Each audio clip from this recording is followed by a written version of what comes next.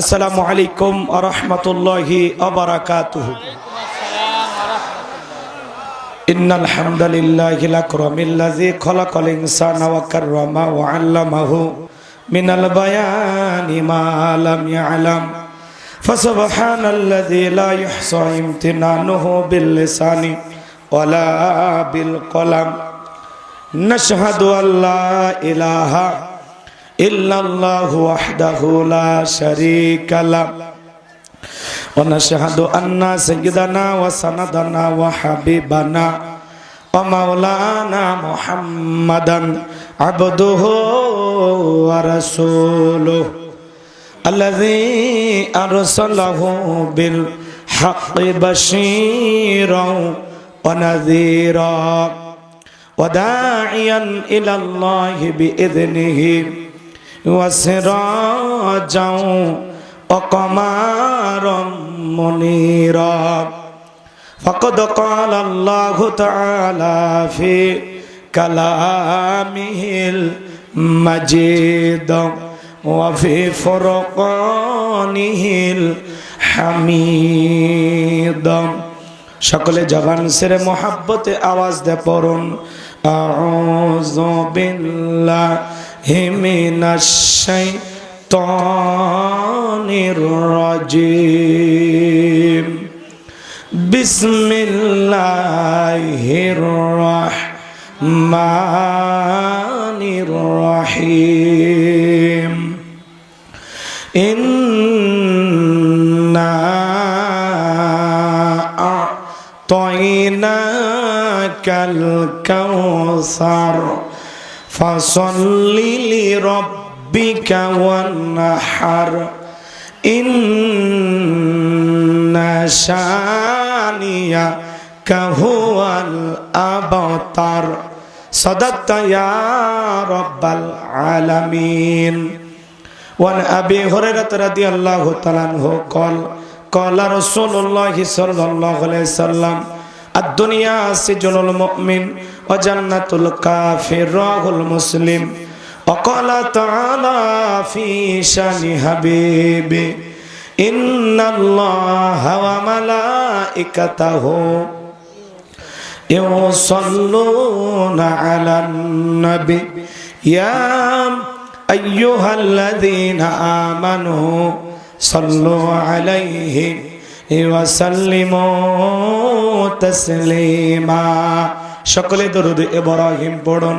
আল্লাহুম্মা সাল্লি আলা মুহাম্মাদ ওয়া আলা আলি মুহাম্মাদ কামা সাল্লাইতা আলা ইব্রাহিম ওয়া আলা আলি ইব্রাহিম ইন্নাকা হামিদুম মাজিদ। আল্লাহুম্মা বারিক আলা মুহাম্মাদ ওয়া আলা আলি মুহাম্মাদ কামা বারাকতা আলা ইব্রাহিম ওয়া আলা আলি ইব্রাহিম ইন্নাকা হামিদুম মাজিদ।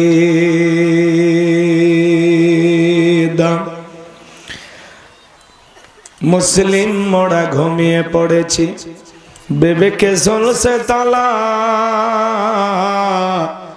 রক্ত মদের হয়েছে শিথিল, পাপে অন্তর কালা। আসতে পথে আধার নেমে, তাই বলে কি রইবি থেমে, বাড়ে বাড়ে জ্বলবে বাতি, হয়তো বাতি জ্বলবে না, তাই বলে তো ভীরুর মতো বসে থাকলে চলবে না। মুসলিম আমি, সংগ্রামী আমি, আমি চিররণবীর, আল্লাহকে ছাড়া কাউকে মানি না, নারায়ে তাকবীর। মুসলিম জাগে কারবালাতে, কঠিন শপথ পরে, সেই মুসলিম চির উত্তম, তাই তো একত্রে শপথ নিলাম, আল্লাহ রাজা গড়ব এবার, চির শান্তি সুখের নীর। আল্লাহকে ছাড়া কাউকে করি না ভয়, নারায়ে তাকবীর। কইরে খালেদ কইরে ওমর, এসেছে নতুন বদর। কইরে খালেদ কইরে ওমর, এসেছে নতুন বদর। কোথারে দেখবি জয়ী তরুণ মুজাহিদ। আবারও কি গাইতে হবে ঘুম ভাঙানো গীত, আবারও কি গাইতে হবে ঘুম ভাঙানো গীত। লা ইলাহা ইল্লাল্লাহ, জোরে লা, একটু আওয়াজ করে মোহাব্বতে জোরে জোরে লা ইলাহা ইল্লাল্লাহ, জোরে লা, জোরে লা ইলাহা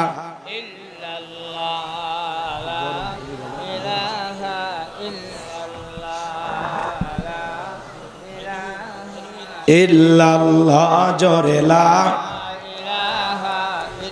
ফুলের বুকে থাকলে মধু ভ্রমর যেমন আসে, কোরআনের জ্ঞান থাকলে বুকে সবাই ভালোবাসে। লা ইলাহা ইল্লাল্লাহ, জোরে লা। সাইদ ভাইয়ের মা, মুগ্ধ ভাইয়ের মা, ইয়ামিন ভাইয়ের মা, নাহিদ ভাইয়ের মা, সাইদ ভাইয়ের মা, মুগ্ধ ভাইয়ের মা, ইয়ামিন ভাইয়ের মা, নাহিদ ভাইয়ের মা। তোমরা বড় ভাগ্যবতী, আনলে ধরায় আলোর জ্যোতি। সালাম তোমায় জানায় ফেরেশতা মা, সালাম তোমায় জানায় ফেরেশতা। লা ইলাহা ইল্লাল্লাহ, জোরে লা, লা ইলাহা ইল্লাল্লাহু মুহাম্মাদুর রাসূলুল্লাহ। জবান সরে এক বাক্যে পড়ছি সাল্লাল্লাহু আলাইহি ওয়াসাল্লাম।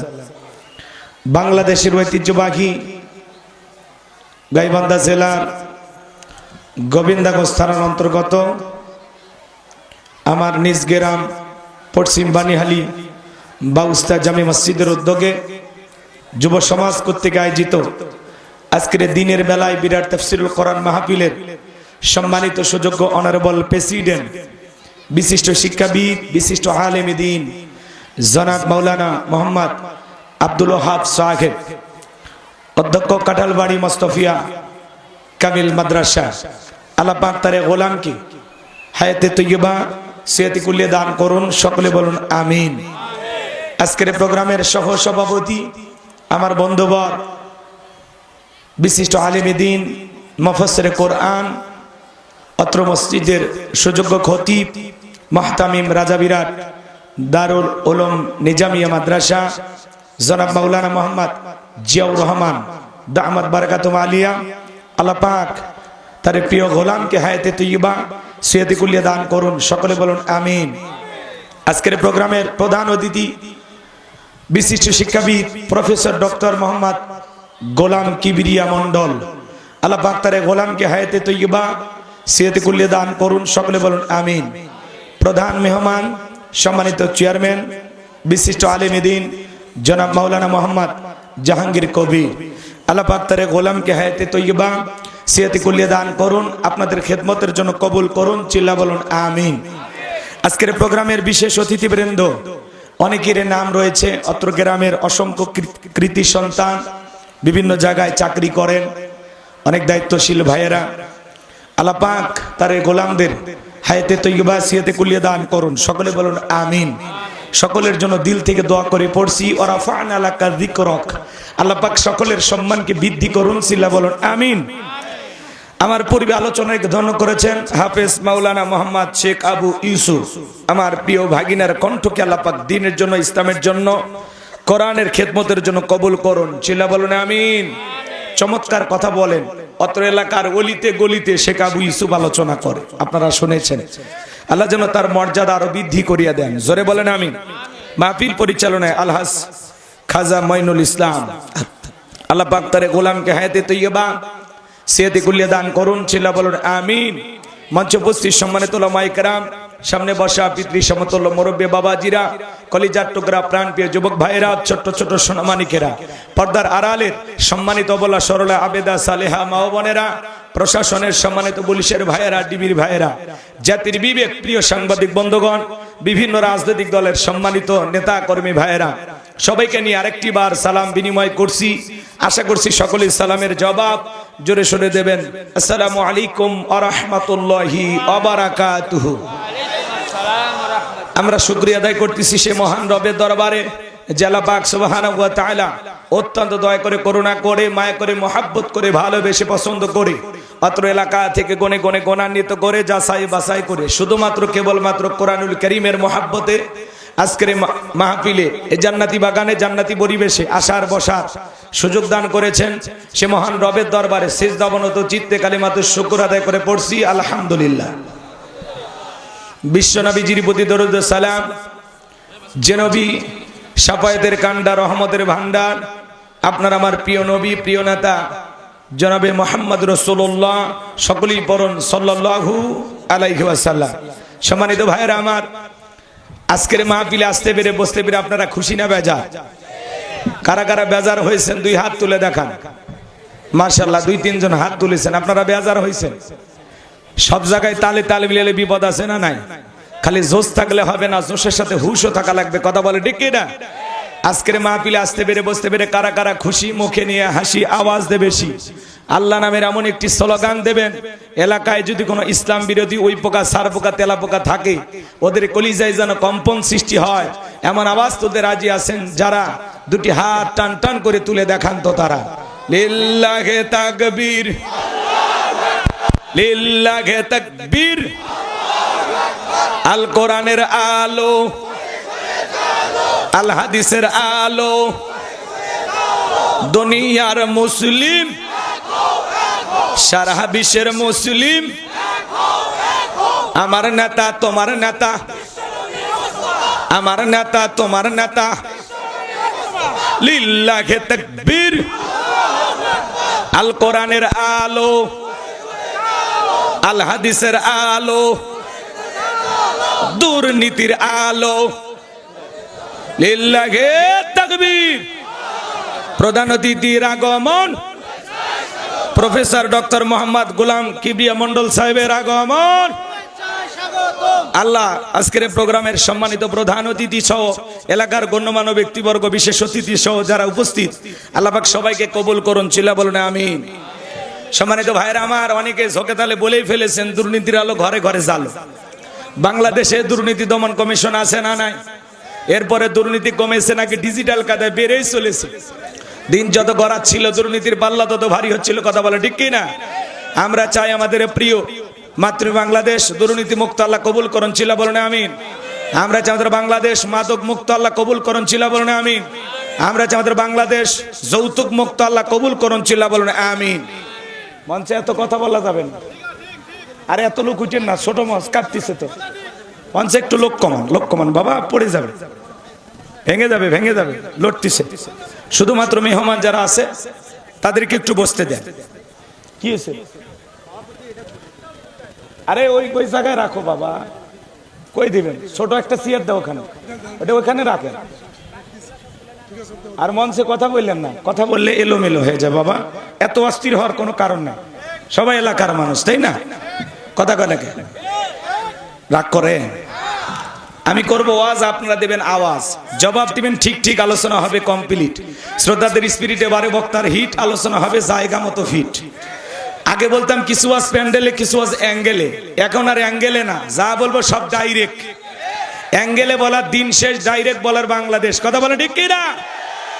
আজ থেকে কয়েক মাস আগেও আমরা যখন কোরআনের মাহফিলে কথা বলার জন্য যাইতাম, যেখানে আমাদের খাবার আয়োজন থাকতো, বসার ব্যবস্থা থাকতো, সেখানে কিছু বুদ্ধিজীবীদের আগমন ঘটতো। এরা এসে দিত আমাদেরকে প্রথম সবক, যে হুজুর এটা বলা যাবে না, ওইটা বলা যাবে না, এটা বলবেন না, ওইটা বলবেন না। বলতো কিনা বলেন? এরপরে যখন আমরা মঞ্চে চলে আসতাম, আবারও কিছু দ্বিতীয় দফায় বুদ্ধিজীবীদের আগমন ঘটতো। এরা এসে দিত দ্বিতীয় সবক, দিয়ে বলতো হুজুর এই এলাকায় মোটামুটি আমরাই সব, আমরাই ওয়াজ যা করবেন করবেন, খবরদার নেত্রীর বিরুদ্ধে যেন কোনো কথা না হয়। এখন কি আর ওই বুদ্ধিজীবীরা আছে? জোরে বলেন আছে? টর্চ লাইট মেরেও চেহারা খুঁজে পাওয়া যাচ্ছে না। কথা বলে ঠিক কি না? এই জন্য মনে রাখবেন, জুলুম কখনো চিরস্থায়ী হতে পারে। জালেমদের শেষ পরিণতি হলো পরাজয়, আর মাজলুমদের শেষ পরিণতি হলো বিজয়। আল্লাহু আকবার বলে। ইন্নাল্লাহা লা ইয়াহদিল কওমাজ জালিমিন। যারা জালেম, আল্লাহ এদেরকে পছন্দ করে না, জালেমদেরকে আল্লাহ ভালোবাসে না। কথা বলে ঠিক কি না? আল্লাহ জালেমদের সাথে থাকে না, আল্লাহ থাকে মাজলুমদের সাথে। কথা বলে ঠিক কি না? এই জন্য আমরা মাজলুম ছিলাম, আল্লাহ আমাদেরকে বিজয় দিয়েছে। কিন্তু আমরা যেন কারো প্রতি জুলুম না করি, এটা মাথায় রাখা লাগবে। পারবেন তো ইনশাআল্লাহ? ভূমিকা আর কথা না বাড়িয়ে আমরা সরাসরি মূল আলোচনায় প্রবেশ করতে চাই। সম্মানিত ভাইরা আমার, এটা কোরআনের মাহফিল, আপনারা কোরআন শোনার জন্য আসছেন, তাই না? আমি যদি কোরআন থেকে কথা বলি, কারো কোনো সমস্যা আছে? জোরে বলেন তো, সমস্যা আছে? এই কোরআনের মধ্যে কোনো ভেজাল আছে? কোনো মিথ্যা আছে? কোনো ধোঁকা আছে? থাকবে কি করে? কিতাবটি নাজিল করেছেন কে? সে আল্লাহ রাব্বুল আলামিন বলেন, যালিকাল কিতাবু লা রাইবা ফি। আমার আল্লাহ রাব্বুল আলামিন জানিয়ে দিলেন, এটি এমন একটি কিতাব, যেই কিতাবের মধ্যে কোনো সন্দেহ নাই, কোনো সংশয় নাই, কোনো মিথ্যা নাই, কোনো ধোঁকা নাই। There is no doubt. বলুন আল্লাহু আকবার। হুদাল্লিল মুত্তাকিন, মুত্তাকি বান্দাদের জন্য গাইডলাইন হিসাবে, পথ প্রদর্শক হিসাবে আসমান থেকে কিতাবটি নাজিল করেছেন কে? সেই কিতাবের আলোচনা শুনলে লাভ না লস? আমার আল্লাহ জানিয়ে দিলেন লাভটা কি। ওয়া ইযা কুরিয়াল কুরআনু ফাসতামিউ লাহু ওয়া আনসিতু লাআল্লাকুম তুরহামুন। সূরা আরাফ আয়াত নাম্বার 204। আমার আল্লাহ রাব্বুল আলামিন জানিয়ে দিলেন, তোমাদের সামনে যখন কোরআন পাঠ করা হয়, কোরআনের আলোচনা করা হয়, চুপ করে কান লাগিয়ে মনোযোগ সহকারে কোরআনের কথাগুলো শ্রবণ করো। যারা চুপচাপ কোরআনুল কারীমের কথাগুলো শ্রবণ করবে, আমার আল্লাহ রাব্বুল আলামিন আসমান থেকে তাদের উপরে আল্লাহ রহমত বৃষ্টির মতো নাজিল করবেন। বলুন সুবহানাল্লাহ। এই জায়গায় আল্লাহ রহমত নাজিল হইতেছে, এই বিশ্বাস আপনার আমার আছে না নাই? তাহলে আল্লাহ রহমত নাজিল হইতেছে, আল্লাহ রহমত পাওয়ার আশায় আমরা কানটা খরগোশের মতো খাড়া করে কোরআনের কথাগুলো শুনবো। কোরআনের কথাগুলো শুনলে লাভ না ক্ষতি? লাভটা কি? আমার আল্লাহ বলেন, ওয়াযাক্কির ফাইন্না যিকরা তানফাউল মুমিনিন। সূরা জারিয়ার 55 নম্বর আয়াত। আল্লাহ ডেকে বলেন, যারা আমার মুমিন বান্দা, তাদের সামনে যখন কোরআন দেওয়াজ করা হয়, কোরআন থেকে উপদেশ দেওয়া হয়, এই কথাগুলো শোনার পরে আমার মুমিন বান্দাদের উপকারে আসবে। বলুন সুবহানাল্লাহ। তাহলে কোরআনের কথা একটু মনোযোগ দিয়ে শোনা দরকার আছে না নাই? শুনে কি প্যান্ডেলে রাখবেন নাকি বাড়ি পর্যন্ত নিয়ে যাবেন? মাহফিল অনেক যায়, কিন্তু আলোচনা শুনি আমরা, কিন্তু বাস্তবে এই কথাগুলো সঠিকভাবে আমল করি না। ওয়াজ অনেক হচ্ছে, কিন্তু আমরা পরিবর্তন হচ্ছি না। আমরা প্রত্যেকটা মাহফিলে যাব নিজেদেরকে পরিবর্তন করার জন্য। এই মন মানসিকতা নিয়ে যাব যে ওলামা ইকরাম যা বলবে সেখান থেকে আমরা কিছু গ্রহণ করব। সেই কথা আল্লাহ তাআলা বলেন, আল্লাযীনা ইয়াসতামিউনাল কাওলা ফায়াত্তাবিউনা আহসানাহু উলাইকাল্লাযীনা হাদাহুমুল্লাহু ওয়া উলাইকা হুম উলুল আলবাব। সূরা জুমার আয়াত নাম্বার 18। আমার আল্লাহ রাব্বুল আলামিন জানিয়ে দিলেন, মনোযোগ সহকারে কোরআনের কথাগুলো শ্রবণ করো। এখান থেকে যেটা উত্তম কথা, ভালো কথা, সেটা নিজের জিন্দেগিতে গ্রহণ করো। যদি গ্রহণ করতে পারো, ভালোটা নিতে পারো, আমি আল্লাহ বলে দিলাম, উলাইকাল্লাযীনা হাদাহুমুল্লাহু, তোমাদের জন্য হেদায়েতের রাস্তাটাকে সহজ করে দেব। ওয়া উলাইকা হুম উলুল আলবাব, যারা কোরআন থেকে উপদেশ গ্রহণ করে তারাই হলো বুদ্ধিমান। সুবহানাল্লাহ বলে। আমার বিশ্বাস গাইবান্ধার মানুষ বুদ্ধিমান। কথা বলে ঠিক কি না? তাহলে আমি যা বলবো এখান থেকে একটি কথা হলেও আমলের নিয়তে ঘর পর্যন্ত নিয়ে যাবেন। কারা কারা হাত তুলে দেখান। নিয়ে যাবেন তো ইনশাআল্লাহ? 4টে পর্যন্ত ওঠা বসা করা যাবেন, একটু ধৈর্য নিয়ে বসেন। আমি কথা বলবো পবিত্র কোরআনুল কারীমের 108 নম্বর সূরা। সূরাটির নাম কাউসার। মোট আয়াত আছে 3টি, রুকু আছে 1টি। বিশ্বনবীর মক্কার জিন্দেগিতে আল্লাহ তাআলা এই সূরাটি নাজিল করেছেন। আমি কি আলোচনা শুরু করব? রাগ করবেন না তো ইনশাআল্লাহ? যে ভাইরা এলোমেলো ভাবে দাঁড়িয়ে আছেন একটু বসেন।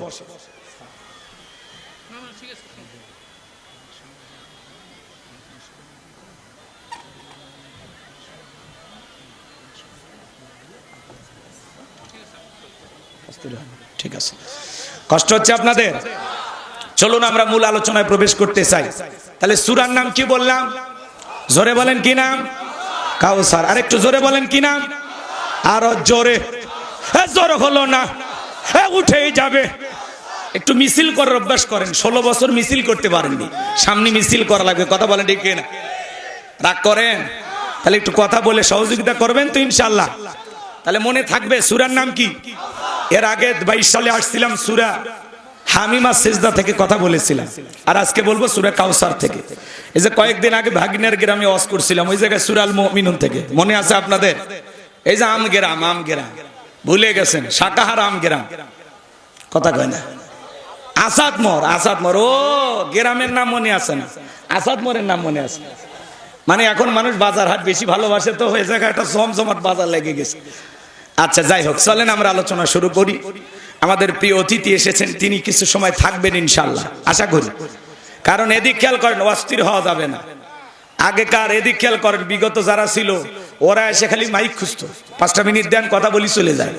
আমরা বলতে চাই ভবিষ্যতে যারা নেতা হবে এরা যেন মাহফিলে এসে শুরু থেকে শেষ পর্যন্ত বসে আলোচনা শোনে, হুজুরেরা কি বলে, কথা বলে ঠিক কি না, এবং ওনারা এসে আমাদেরকে সময় দিবে। কারণ নেতার সামনে থাকলে ভালো লাগে, কথা কয় না? এনাদেরকে সবসময় পাওয়া যায়। আজকে যদি 2 ঘন্টা ওনারা দেখেন, আপনারা খুশি হবেন না? তো কিছু সময় থাক, ওনারা একটু বসায় রাখতেছি। আসলে ওনাদের অনেক ব্যস্ততা থাকে, প্রোগ্রাম থাকে, বুঝেন না? চলেন, 16 বছরের কাজ জমে আসে, শুরু করছে, একটু তো সময় লাগবেই। এক দিনে 4-5 জায়গায় যেতে হয়, তো এই জন্য ওনার সময়েরও দাম আছে। আমরা যথাসময় ওনাকে দিয়ে দেবো ইনশাআল্লাহ। এই ভাইরা বসেন, এলোমেলো করবেন না, সাইড থেকে কেউ কথা বলবেন না, জবান ছেড়ে সবাই একটু মহব্বত। দক্ষিণ পাশে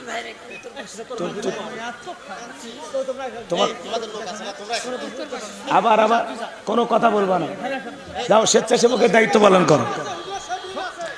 আমারে কেউ কোনো কথা বলবে না, ঠিক আছে? কখন কি করা লাগে আমি করবো। চলেন আলোচনায় চলে যায়। জবান ছেড়ে একটু সবাই মহব্বতে আমার সঙ্গে তেলাওয়াত করুন। আউযু বিল্লাহি মিনাশ শাইতানির রাজিম, বিসমিল্লাহির রাহমানির রহিম। বিতাড়িত মোর্দার শয়তানের কাছ থেকে আল্লাহ পাকের কাছে আশ্রয় প্রার্থনা চাচ্ছি। পরম করুণাময় সিমদালু আল্লাহ তাআলা নামে শুরু করছি। সবাই কণ্ঠ নাড়িয়ে, সকলের মুখস্থ আছে না? আচ্ছা বলেন তো, অনেকে ভাবতেছেন হুজুর এই সূরা থেকে ওয়াজ করবেন, যদি বুঝতাম গাড়ি ভাড়া করে আপনার মাহফিলে আসতাম না। আচ্ছা বলেন তো বাজান, পরিচিত রাস্তায় পথ চলতে সহজ হয় না কঠিন হয়? পরিচিত মানুষের সাথে কথা বলে ভালো লাগে না খারাপ লাগে? বক্তা যদি পরিচিত সূরা বা আয়াত থেকে আলোচনা করে, এইটা শুনে আরো বেশি ভালো লাগে। কারণ যেই জিনিস যত বেশি জানবেন, চর্চা কমে না বাড়ে? বলেন, চর্চা কমে না বাড়ে? হয়তোবা সূরা কাউসারের তাফসীর আপনারা যেভাবে জানেন, আমি হয়তোবা সেভাবে জানি না। আজকে আমি যেভাবে বলবো হয়তোবা আপনারা শোনেন নাই। কথায় আছেন, এক একটা ফুলের একটা একটা সুঘ্রাণ। আমাকে একটু বলার সুযোগ দেন, মজা লাগবে ইনশাআল্লাহ। চলুন আলোচনা শুরু করি। সবাই কণ্ঠ নাড়িয়ে তেলাওয়াত করুন। ইন্না আ'তাইনাকাল কাউসার ফাসাল্লি লিরাব্বিকা ওয়ানহার ইন্না শানিয়াকা হুয়াল আবতার। আল্লাহু আকবার। যে কোনো সূরা বা আয়াতের তাফসীর করতে হলে কোন প্রেক্ষাপটে কোন সময় আল্লাহ তাআলা সেই সূরাটি বা আয়াতটি নাজিল করেছেন, সেই নাজিলের প্রেক্ষাপট জানার দরকার আছে না? আরবিতে বলা হয় শানে নজুল। যদি শানে নজুল আলোচনা করা হয় তাহলে তাফসীর বুঝতে সহজ হয়। তাহলে সূরা কাউসার আল্লাহ তাআলা তার হাবিবের উপরে কোন প্রেক্ষাপটে কোন সময় নাজিল করেছেন, সেই নাজিলের সময়কালটা আমি একটু তুলে ধরবো। কষ্ট হবে না তো ইনশাআল্লাহ? তাকবীর দান, লিল্লাহি তাকবীর। সম্মানিত ভাইয়েরা আমার, বিশ্বনবীর প্রিয় সাহাবী হযরতে আনাস রাদিয়াল্লাহু তাআলা আনহু বলেন, নবীজি আমাদের চোখের সামনে বসা, আমি তাকায় দেখি নবীজি কাবার হাতিমে হেলান দিয়ে বসা। নবীজির মনটা ভীষণ খারাপ, মুখটা মলিন, চোখের কোনা দিয়া অশ্রু ঝরতেছে। হযরতে আনাস ডেকে বলেন, কিছুটা সময় অতিবাহিত হয়ে যাওয়ার পরে আমি তাকায় দেখি আমার নবীজি মুস্কি মুস্কি হাসতেছেন। হযরতে আনাস ডেকে বলেন, নবী গো, এই মাত্র দেখলাম চোখ দিয়া পানি পড়তেছে, মনটা বড় খারাপ, আবার কেনই বা মুস্কি মুস্কি হাসেন? আমার নবী কেন কাঁদেন, কেন হাসেন, এর পিছনে রহস্য আছে না নাই?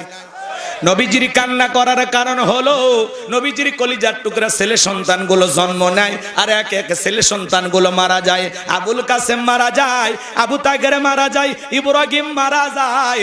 বাবা হিসাবে নবীর মনেও কষ্ট লাগে কিনা?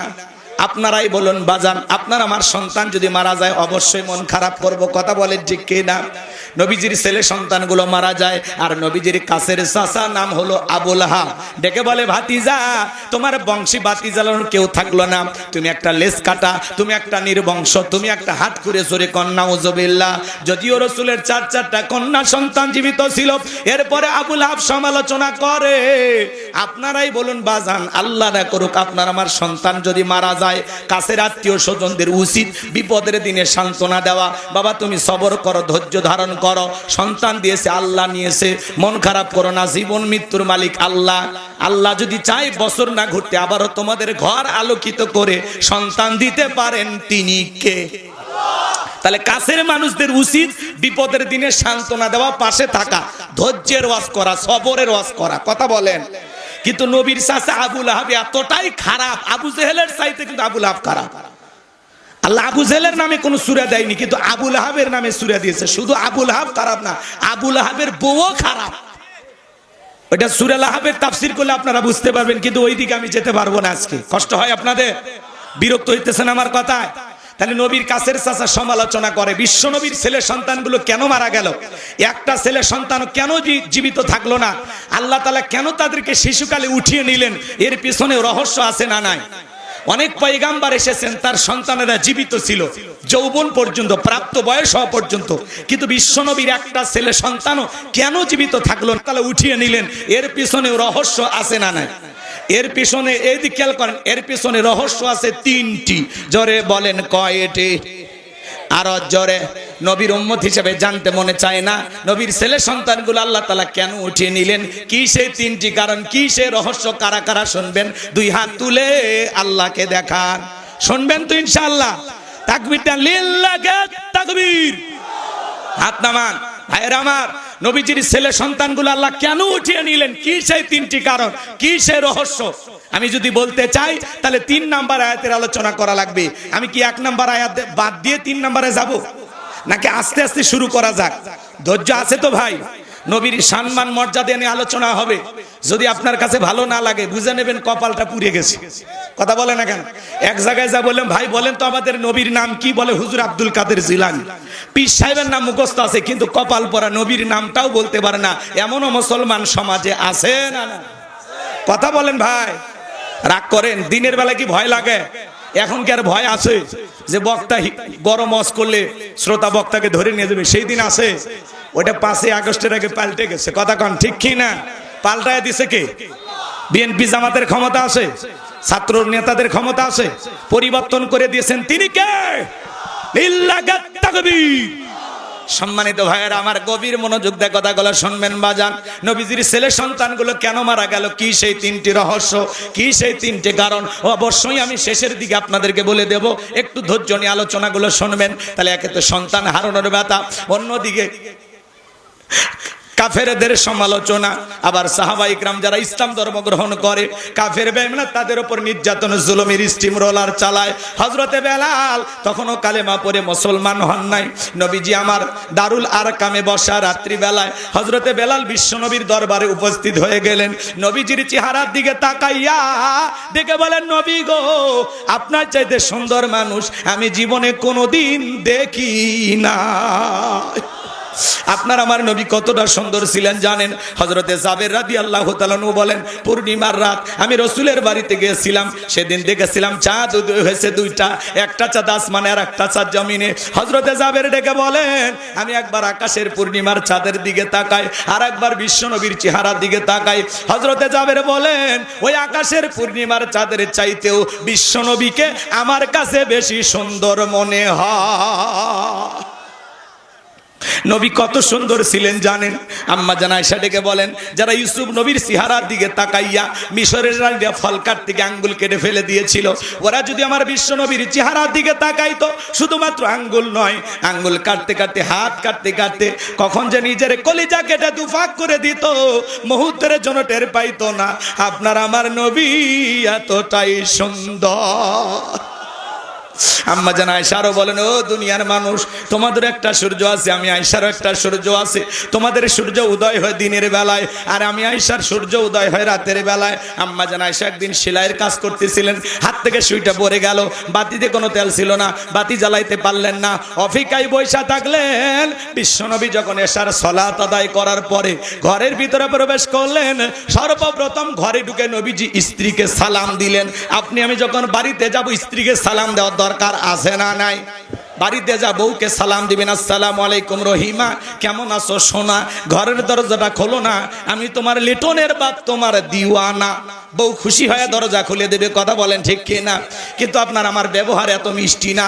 ঘরের দরজা যা সব রাখ যা রে, রুবেলের মা, এ দরজা খোল, বেশি দেরি হলে দরজা ভেঙে ফেলে দিয়া তোর পিঠের উপর আজ কি যে হবি রে।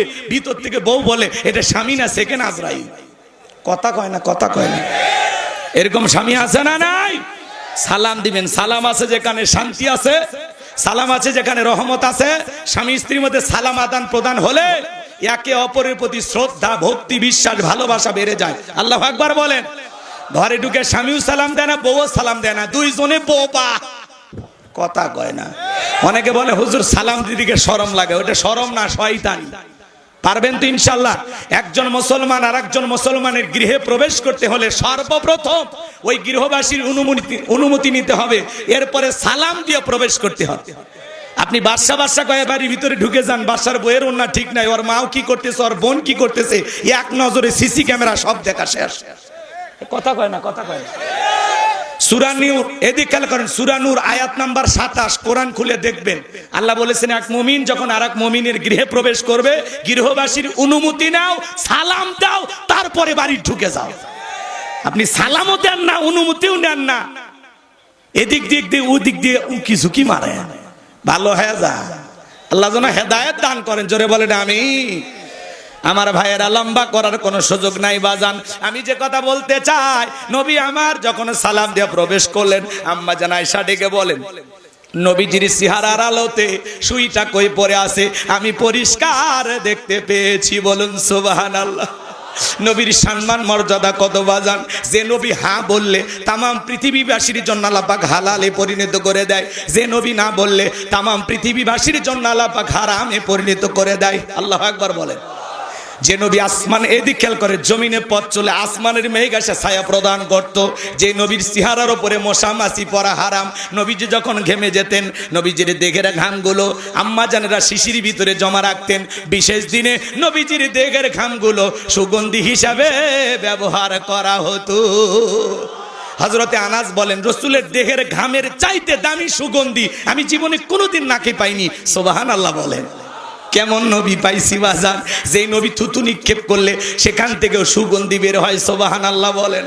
যেই নবী আসমানের চাঁদের দিকে ইশারা করলে চাঁদ দুই টুকরো হয়ে যায়, জমিনে পা তুললে মাওলা পাকের আরশে আজিমে পৌঁছে যায়।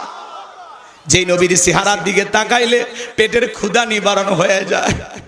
মক্কা নগরীর একজন মহিলা, তার স্বামী মারা গেছে, 3টা সন্তান রেখে কয়েকটা দিন অনাহারে কাটায় ফেললো। বড় ছেলেটা ডেকে বলে, মা আর কতদিন না খেয়ে থাকবো মা, এতিমের দরদ এতিম নবী ছাড়া দুনিয়ার কেউ বুঝবে না, চলো না মা একবার বিশ্ব নবীর কাছে যাই, কালেমা পড়ি আর না পড়ি নিজেদের সমস্যার কথাগুলো নবীর কাছে যায় বলি। মহিলা রাজি হয়ে গেল, সন্তানদেরকে নিয়ে বিশ্ব নবীর দরবারে উপস্থিত হয়ে গেল। 2টা ভাই যখন নবীজির চেহারার দিকে তাকাইছে, বড় ভাই ছোট ভাইকে ডেকে বলে, ভাই এ কেমন মানুষের চেহারার দিকে তাকাইলাম, যার চেহারার দিকে তাকাইয়া মনে হয় এই মাত্র পেট ভরে কি যেন খাইলাম, আমার পেটের ক্ষুধা নিবারণ হয়ে গেছে। ছোট ভাই ডেকে বলে, বড় ভাই আমারও তো একই অবস্থা, এ কেমন মানুষের চেহারার দিকে তাকাইলাম গো, যার চেহারার দিকে তাকাই আমার পেটের ক্ষুধা আমার পেটের ক্ষুধাটা চলে গেছে। বলুন সুবহানাল্লাহ। নবীর সম্মান মর্যাদা কত বাজান। যেই ছাগলের স্তনে দুধ নাই, বিশ্ব নবীর হাতটা লেগে গেলে দুধে পরিপূর্ণ হয়ে যায়। যেই খাবার 2-3 জন মানুষ খাবে, ওই খাবারে যখন বিশ্ব নবীর হাতটা লেগে যায়, শত শত মানুষ খাবার খেয়েও যেমন খাবার তেমনি থাকতো। চিৎকারে মেরে বলুন সুবহানাল্লাহ। পীর কাছে হযরত বেলাল কথা মনে আছে না নাই? হযরতে বেলাল রাদিয়াল্লাহু তাআলা ডেকে বলেন, নবী গো আমারে কালেমা পড়ে মুসলমান বানায় দেন। বিশ্ব নবী পড়া দিলেন বলেন লা ইলাহা ইল্লাল্লাহু মুহাম্মাদুর রাসূলুল্লাহ সাল্লাল্লাহু আলাইহি ওয়াসাল্লাম। হযরতে বেলাল কালেমা পড়ে মুসলমান হয়ে গেল। আমার নবী ডেকে বলে, বেলাল ইসলামের অবস্থা এখন ভালো না, কালেমা পড়েছো, আপাতত প্রকাশ করা যাবে? জোরে বলেন, প্রকাশ করা যাবে? আজও তামাম পৃথিবীর দিকে তাকায় দেখেন, ইসলামের অবস্থা ভালো না খারাপ? তামাম পৃথিবীর জালেম বেঈমানরা ঐক্যবদ্ধ হয়েছে ইসলাম আর মুসলমানকে মুছে ফেলা দেওয়ার জন্য, কথা বলেন ঠিক কিনা? কিন্তু মনে রাখবেন বাজান, তামাম পৃথিবীর সমস্ত জালেমেরা ঐক্যবদ্ধ হয়ে জমিন থেকে ইসলামকে বিদায় করতে পারবে না, কারণ ইসলামের সুইচ আছে কার হাতে? আর একটু জোরে বলেন। আমার আল্লাহ বলেন, ইউরিদুনা লিতুফিউ নূরাল্লাহি বিআফওয়াহিহিম ওয়াল্লাহু মুতিম্মু নূরিহি ওয়ালাউ কারিহাল কাফিরুন। সূরা সফের ভিতরে আল্লাহ পাক জানিয়ে দিলেন, কাফেররা চাই মুখের ফুৎকারে দিনের আলোকে, ইসলামের আলোকে, কোরআনের আলোকে নিভায়া দিতে। আমার আল্লাহ ডেকে বলেন, আল্লাহু মুতিম্মু নূরিহি, এই জমিনে দিনের আলোকে, কোরআনের আলোকে, ইসলামের আলোকে আমি আল্লাহ পাক প্রতিষ্ঠিত করে ছাড়ব। যদিও কাফির বেঈমানদের অন্তরে যত ধরনের জ্বালা যন্ত্রণা হোক না কেন, ওই বেঈমানরা যতই লাফালাফি করুক বাজান, ইসলাম আর মুসলমানকে মুছে ফেলতে পারবে না, কারণ ইসলামের সাথে আছে কে? মুসলমানের সাথে আছে কে? তো আল্লাহ যদি কারোর সাথে থাকে, তাও তাদেরকে কেউ মুছে ফেলতে পারবে? এদিক খেয়াল করেন, তামাম পৃথিবীর জালেম বেঈমানেরা ঐক্যবদ্ধ হয়েছে ইসলাম আর মুসলমানকে বিদায় করবে। আজও ফিলিস্তিনের জমিনে নেতানিয়াহু মুসলমানদের রক্ত নিয়ে খেলা করে। মনে রাখবেন, নমরুদ ফিরাউনের পরিণতি যেই রকম হয়েছে, ওই নেতানিয়াহু, ওই জালেম ইহুদির বাচ্চা, ওদেরও পরিণতি তাই হবে। কথা বলেন, কথা বলেন। আজও কাশ্মীরে মুসলমানদেরকে হত্যা করা হয়, চীনের উইঘুরে মুসলমানদেরকে নিয়ে যায় উলঙ্গ করে, জ্যান্ত মুসলমানকে কেটে কেটে করাত দিয়ে চিরে আলাদা করা হয়। কি মনে করেন ইসলাম এত সহজ? ইসলাম এত সহজ না। হযরতে সুমাইয়া রাদিয়াল্লাহু তাআলা আনহু আর তার কলিজার টুকরা সন্তান আম্মার দুইজন রাস্তাতে হেঁটে যাচ্ছে। আবু জেহেল ডেকে বলতেছে, আম্মার শুনলাম তুমি নাকি মুসলমান হয়েছো, তোমার মাও নাকি কালেমা পড়ছে। হযরতে আম্মার রাদিয়াল্লাহু তাআলা ডেকে বলেন, হ্যাঁ আমি এবং আমার মা দুইজনে কালেমা পড়ে মুসলমান হয়েছি। আবু জেহেল ডেকে বলতেছে, তোমরা জানো না এর ভয়ঙ্কর পরিণতি হতে পারে? আমি কি বলবো? আপনারা রাগ করতেছেন আমার কথায়? কি পরিণতি হয় তুমি তো জানো না। আবু জেহেল তখন কি করলো, মার ছেলেকে দুইজনকে দুই খুঁটির সাথে বাঁধলেন। বাঁধার পরে আবু জেহেল ডেকে বলতেছে, আম্মা আমি কি একটা খেলা দেখাবো? বলে, কি দেখাইবা? বলে, আমি যদি তোমার চোখের সামনে তোমার মায়ের কাপড় খুলে উলঙ্গ করি কেমন হবে? আম্মা মাথাটা নিচু করলেন, চোখের পানি ছেড়ে দিয়ে কান্না করতেছেন আর বলতেছেন, আল্লাহ এই শয়তান আবু জেহেল বলে কি? রাগ করতেছেন মনে হয় আপনারা। আমার ভাইয়েরা, লম্বা করার কোনো সুযোগ নাই। বাবা মুসলমান, দাদা মুসলমান, এই সূত্রে আপনি আমি মুসলমান হয়েছি। কিন্তু মুসলমান ঈমান আনার পরে এই জমিনে টিকে থাকার জন্য আপনার আমার পূর্ববর্তী উত্তরসূরি যারা সাহাবা ইকরাম যারা, তারা কতটা জুলুম অত্যাচারের শিকার হয়েছেন, এই ঘটনাগুলো শুনলে আপনাদের ঈমান জেগে উঠবে। কথা বলেন ঠিক কিনা? আমি কি একটু বলবো? রাগ করবেন না আমার ভাইয়েরা। লম্বা কিছু কথা আমি আপনাদের সামনে বলতে চাই, যেহেতু আপনারা আমার গ্রামের মানুষ। আমি একটু পরিষ্কারভাবে আপনাদেরকে একটু সময় দিয়ে কথাগুলো বলতে চাই, কষ্ট মনের মধ্যে নেবেন না। আমি যে কথা বলতে চাচ্ছিলাম, আম্মার কথাটা মনে রাখবেন। মার ছেলেকে আবু জেহেল দুই খুঁটির সাথে বেঁধে রেখেছে। আমি এই ঘটনাটা আপনাদেরকে একটু শোনানোর চেষ্টা করব। এদিকে হযরতে বেলাল কালেমা পড়ে মুসলমান হয়েছে। আমার নবী ডেকে বলে, বেলাল কালেমা পড়ে মুসলমান হয়েছে, আপাতত প্রকাশ করা যাবে না, কারণ ইসলামের অবস্থা এখন ভালো না। আজও পৃথিবীর দিকে তাকায় দেখেন, তামাম পৃথিবীতে ইসলাম আর মুসলমানের অবস্থা খুব একটা ভালো না। বাংলার জমিনের দিকে তাকায় দেখলেন না, কত সোনার মানুষদেরকে ধরে ধরে ফাঁসির দড়িতে ঝুলিয়ে দিল। শাপলা চত্বরে এতিম ছাত্র আলেম হাফেজদেরকে রাতের আধারে গুলি করে যারা হত্যা করেছিল, যারা আলেমদের রক্ত নিয়ে খেলা করেছিল, মুসলমানের রক্ত দিয়ে হাত রাঙিয়েছিল, আজকে তারা ক্ষমতার চেয়ার থুয়ে ভাগে পালিয়ে গেছে। কথা কয় না, কথা কয়। আমরা বারবার বললাম ম্যাডাম পদত্যাগ করেন। আল্লাহ বলে, কিসের পদত্যাগ? এরা যে অন্যায় অপরাধ করেছে, শুধু পদত্যাগ না, আমি আল্লাহ এদেরকে দেশ ত্যাগ করতে বাধ্য করব। ইন্না বাতশা রাব্বিকা লাশাদীদ, আল্লাহর পাকড়াও বড় কঠিন। আল্লাহ ধরে না, যেদিন ধরবে মামু বাড়ি দিল্লি গিয়ে পড়বে। কথা বলে ঠিক কি না? আজ আছে, বলেন আছে? বড় বড় কথা বলতো পালাবো না, হারাবো না।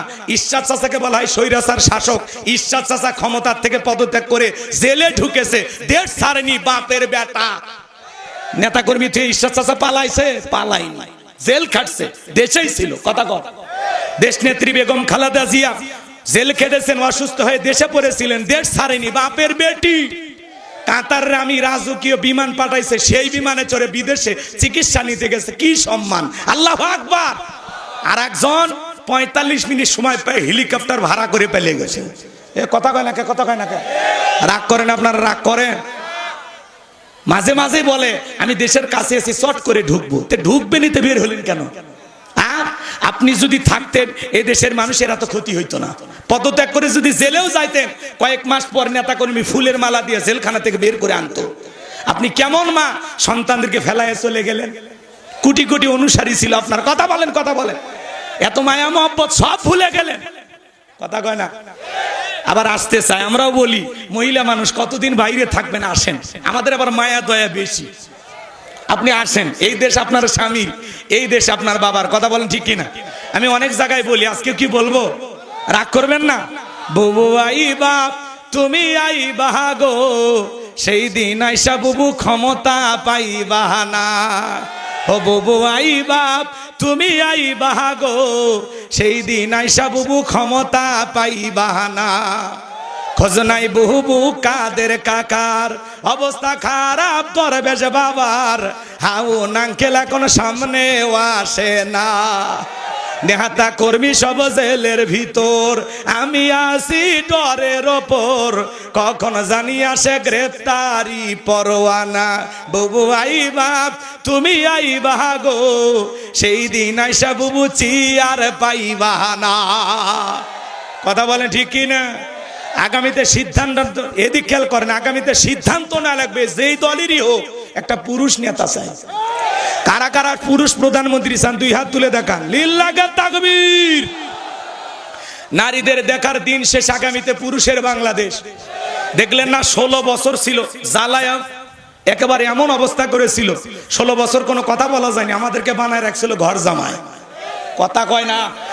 রাগ করেন নাকি আপনারা? রাগ করবেন না, মনের ভিতরে 16 বছরের কথা জমে আছে, আজ কাজ আদায় করব। কি কথা, সমস্যা আছে? জি জি, সমস্যা নাই, চলেন সামনের দিকে যায়। আমার ভাইয়েরা, পরিবর্তন হওয়া লাগবে। মেয়ে মানুষের রাগ বেশি, জেদ বেশি। দেখেন না মাঝে মাঝে স্বামীর সাথে ঝগড়া লেগে হাড়ি পাতিল ভেঙে ফেলে দেয়, স্বামী তুলে আছাড় মারে। কথা কম। এই জন্য ওই পাগলির আর দরকার নেই। রাগ করতেছেন মনে হয়? সামনের দিকে যাই ভাইয়েরা আমার, মন খারাপ করবেন না, গভীর মনোযোগ দিয়ে কথাগুলো শুনে যান। আমার নবী বলে, বেলাল কালিমা পড়েছো, আপাতত প্রকাশ করা যাবে না। হযরতে বেলাল ডেকে বলে, নবী গো আমার জীবনের কোনো দাম নাই। আমার বড়ি ওমায়েকে বলেছিলাম উর্দুম্বা ছাগল পেশাব পায়খানা করে দেয়, এই ঘরে থাকতে আমার বড় কষ্ট হয়। ওমায়ে ডেকে বলে, বেলাল উর্দুম্বা ছাগলের দাম আমার কাছে আছে, কিন্তু তোর মতো কালো হাফসি বেলালের দাম আমার কাছে নাই। নবী গো আপনি শুধু আমাকে দোয়া করেন, মৃত্যু পর্যন্ত যেন কালেমার পথে টিকে থাকতে পারি। এই কথা বলে হযরতে বেলাল চলে গেলেন। পরের দিন সকালবেলা সূর্য উদয় হয়ে গেছে, অনেকটা বেলা হয়ে গেছে, বেলাল দরজা খোলে না। অন্যান্য চাকর যারা আছে নালিশ নিয়ে চলে গেছে ওমায়ের কাছে, যা বলে, ও আমাদের মনিব এখন পর্যন্ত বেলাল দরজা খোলে নাই, তাই নাকি? বলে হ্যাঁ চলো যাই। দরজায় ডাক দেয়, এ বেলাল দরজা খোল। হযরতে বেলাল দরজা খোলে না, জোরে করে ধাক্কা মারছে, যখন দরজা খুইলা গেছে তখন এইবার ওমায়ে তাকায় দেখে যেই রাত্রিতে হযরতে বেলাল কালেমা পড়ে মুসলমান হয়েছে, ওই রাত্রিতে একটা উটদুম্বা ছাগলের কাছে কোনো পেশাব পায়খানা নাই। জোরে কোন মারহাবা। এইবার ওমায় ডেকে বলে, চাকরের দল তাকায় দেখ, একটা উটদুম্বা ছাগলের কাছে কোনো পেশাব পায়খানা নাই। তার মানে তোমরা যখন ঘুমাচ্ছিলে বেলাল তখন ময়লা আবর্জনা পরিষ্কার করেছে, যাও নিজেদের কাজ করো। এই কথা বলে ওদেরকে তাড়িয়ে দিলেন। এক পা দুপা করে বেলালের কাছে চলে গেলেন। হযরতে বেলাল দেয়ালে পিঠটা লাগাইয়া জিহ্বা নাড়ায়া জিকিরি করে কার? এবার হযরত বেলালকে হালকা করে ধাক্কা মারছে, যখন জবান দিয়ে কালেমার আওয়াজ বের হয়েছে তখন এইবার উমাইয়া ডেকে বলে, বেলাল তোর জবান দিয়ে কি শুনলাম, তুমি কি মুসলমান হয়েছো? হযরতে বেলাল ডেকে বলে, মুসলমান হয় যারা মিথ্যা কথা বলতে পারে না তারা। ওয়াকুলু কওলান সাদীদা, আমার আল্লাহ ডেকে বলেন, মুসলমান হবে যারা, সত্যবাদী হবে তারা। মুসলমান কখনো মিথ্যা কথা বলতে পারে না। আমার ভাইয়েরা চলেন আমি সামনের দিকে যাই বাজান। আমি যে কথা বলতে চাচ্ছিলাম, এইবার আবু জেহেল ডেকে বলে, ও মাইয়া, তোরে উর্দুম্বা ছাগলের মালিক বানায় দেব, থাকার জন্য ভালো ঘর বাড়ি ব্যবস্থা করে দেব। হযরতে বেলাল ডেকে বলে, ও মাইয়া, দুনিয়ার কোনো পার্থিব সম্পদের বিনিময়ে বেলাল তার ঈমান বিক্রি করবেন। আল্লাহু আকবার। এই বাহার ওমায় ডেকে বলে, বেলাল আমার কথা না শুনলে বড় নেতা আবু জেহেলকে খবর দিব। হযরতে বেলাল দেখে বলে, কোনো বড় নেতা ছোট নেতা এখন কাউকে গোনার টাইম নাই। আমি দুনিয়ার কোন আবু জেহেলকে ভয় করি না, আমি ভয় করি আমার আল্লাহকে। এইবার ওমায় দৌড়ে চলে গেল আবু জেহেলের বাড়িতে। যা বলেন তার সংবাদ খুব খারাপ, আমার বাড়ির কৃতদাস বেলাল কালেমা পড়ে মুসলমান হয়েছে। তাই নাকি? বলে হ্যাঁ ঠিক আছে, যাও আমি আসতেছি। আবু জেহেলের সাঙ্গ পাঙ্গ ক্যাডার মাস্তান ছিল, বিশেষ একটা বাহিনী ছিল যাদের কাজই হলো মুসলমানদের উপর নির্যাতন জুলুম চালানো। ওই যে আম্মার আর সুমাইয়ার কথা মনে আছে, তাদের উপরে কি নির্যাতনটা চালাইছিল, একটু অপেক্ষা করেন বাজান, আমি পরে বলতেছি।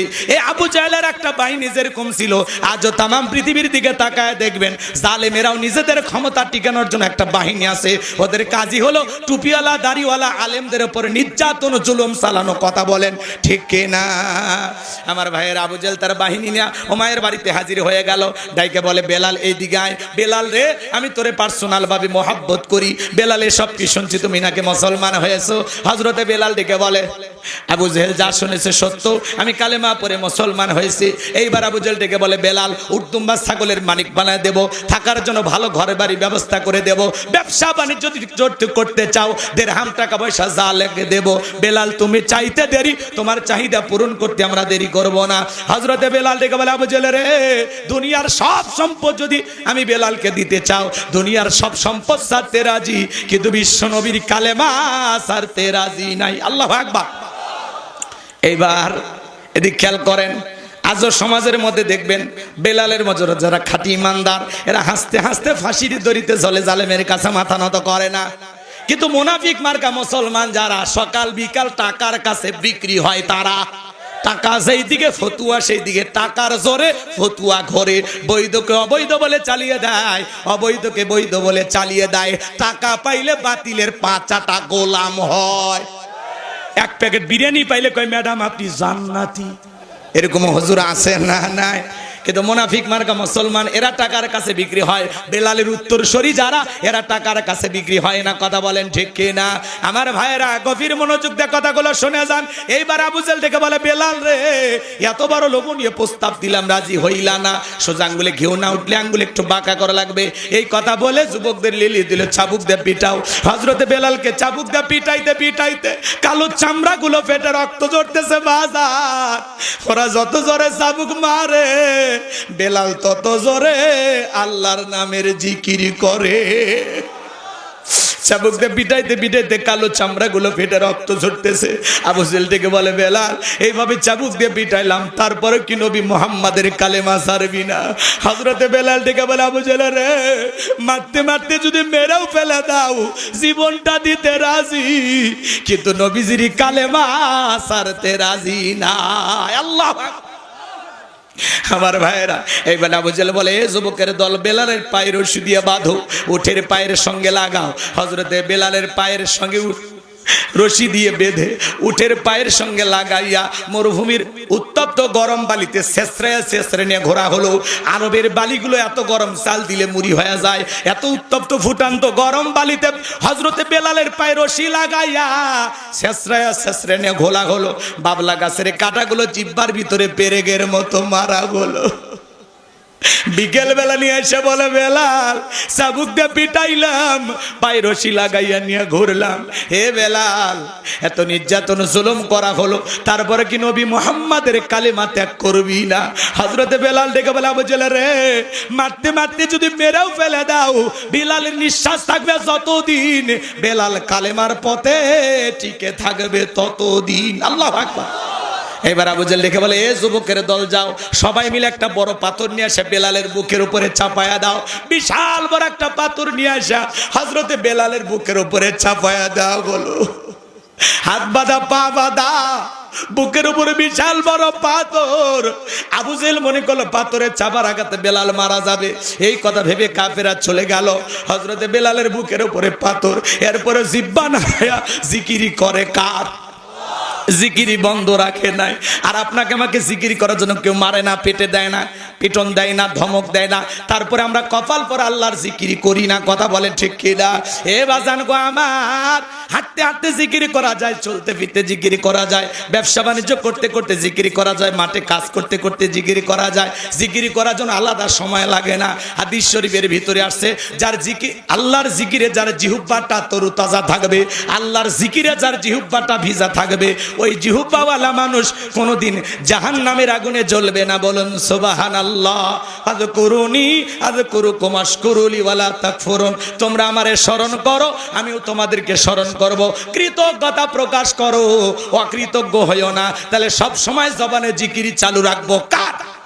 সুবহানাল্লাহ, আলহামদুলিল্লাহ, আল্লাহু আকবার, লা ইলাহা ইল্লাল্লাহ, সুবহানাল্লাহি বিহামদিহি, সুবহানাল্লাহিল আযীম। পারবো তো ইনশাআল্লাহ? আল্লাহ যেন আমাদের জিকিরকারী বান্দা হিসেবে কবুল করেন, জোরে বলেন আমিন। হযরতে বেলাল রক্তাক্ত জিহ্বা নিয়ে, বুকের উপরে পাথর নিয়ে আল্লাহর জিকির করে আর ডেকে বলে আল্লাহ। বুকের উপরে পাথর থাকার কারণে তোমার মতো মালিকের জিকিরি করতে বড় কষ্ট হয়। তুমি তো সেই আল্লাহ, ইব্রাহিমের জন্য যদি নমরুদের আগুনকে ফুলের বাগান বানায় দিতে পারো, ও আল্লাহ তুমি কি পারো না আমি বেলালের বুকের পাথরটাকে তুলার মতো নরম বানায় দিতে? হযরতে বেলাল দোয়া করতে দেরি, আসমানের মালিক আল্লাহ দোয়া কবুল করতে দেরি করে নাই। বেলালের বুকের পাথরটাকে আমার আল্লাহ তুলার মতো নরম বানিয়ে দিয়েছেন। বলুন সুবহানাল্লাহ।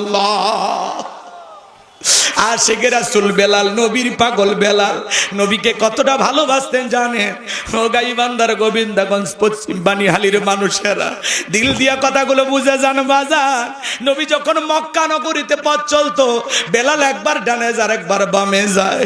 আমার নবী ডেকে বলে বেলাল, বুঝিন একবার ডানে আর একবার বামে, ব্যাপারটা কি?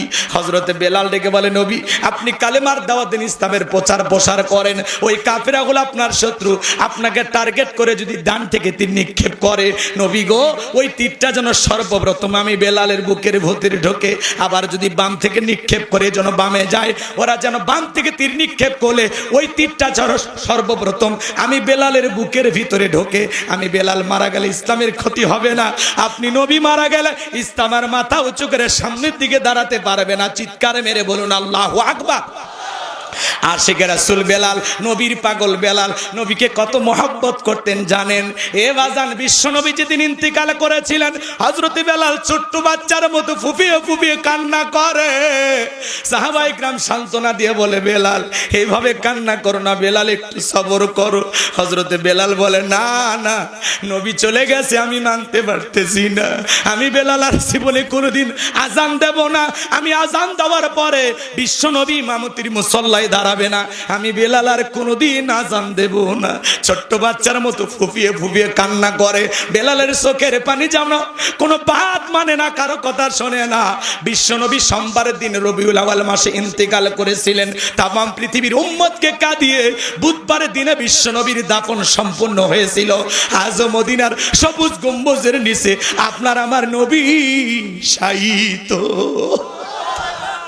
হযরতে বেলাল বলে আমি মদিনায় থাকলে পাগল হয়ে যাব। নবীজির দাফন সম্পূর্ণ হয়ে যাওয়ার পরে হযরত বেলাল মদিনা থেকে চলে গেল। 6টা মাস অতিবাহিত হয়ে যায়, বেলাল আর মদিনায় আসে না। নবীজি ঘুমের ঘরে ডাইকা বলে বেলাল, কত মানুষ দূর দূরান্ত থেকে আইসা আমি নবীর কবরের পাশে দাঁড়ায়া সালাম দেয়, বেলাল আয় আয় একবার আইসা আমি নবীকে সালাম দিয়া যা। বিশ্ব নবী যখন ঘুমের ঘরে স্বপ্নে বেলালকে ডাক দিলেন, বেলাল আর দেরি করলো না, পরের দিন সকালবেলায় মদিনায় চলে আসলেন। ছোট ছোট বাচ্চারা পর্যন্ত বলে মা বেলাল আসছে, একটু দেখে আসি। সাহাবায়ে কেরাম সবাই কাছে আসে, হাজার হাজার মানুষ চতুর্দিক দিয়ে ভিড় জমাইছে। সবার মুখে একটাই কথা, ও বেলাল একবার আজান দাও। হযরত বেলাল বলে না, আমি আজান দেওয়ার পরে বিশ্বনবী ইমামতির মুসল্লায় দাঁড়াবে না, আমি বেলাল আর কোনোদিন আজান দেব না। নবীর নাতি হাসান আর হুসাইন দুইটা ভাই যখন বেলালের দুইটা হাত ধরেছে, হযরতে হুসাইন যখন হাতটা ধরে ডেকে বলে, নানু ভাই, ও নানু ভাই, নানাও চলে গেছে, তুমি আমাদেরকে ছেড়ে চলে গেছো, কতদিন হয়ে গেল নানা তোমার কণ্ঠে আজান শুনতে পাই না। হযরতে হুসাইন যখন হাতটা ধরে বেলালকে নানু ভাই বলে ডাক দেয়, হযরতে বেলাল তাকায়া দেখে হুসাইনের চেহারার উপরে মনে হয় বিশ্বনবীর চেহারা মোবারক ভেসে উঠেছে।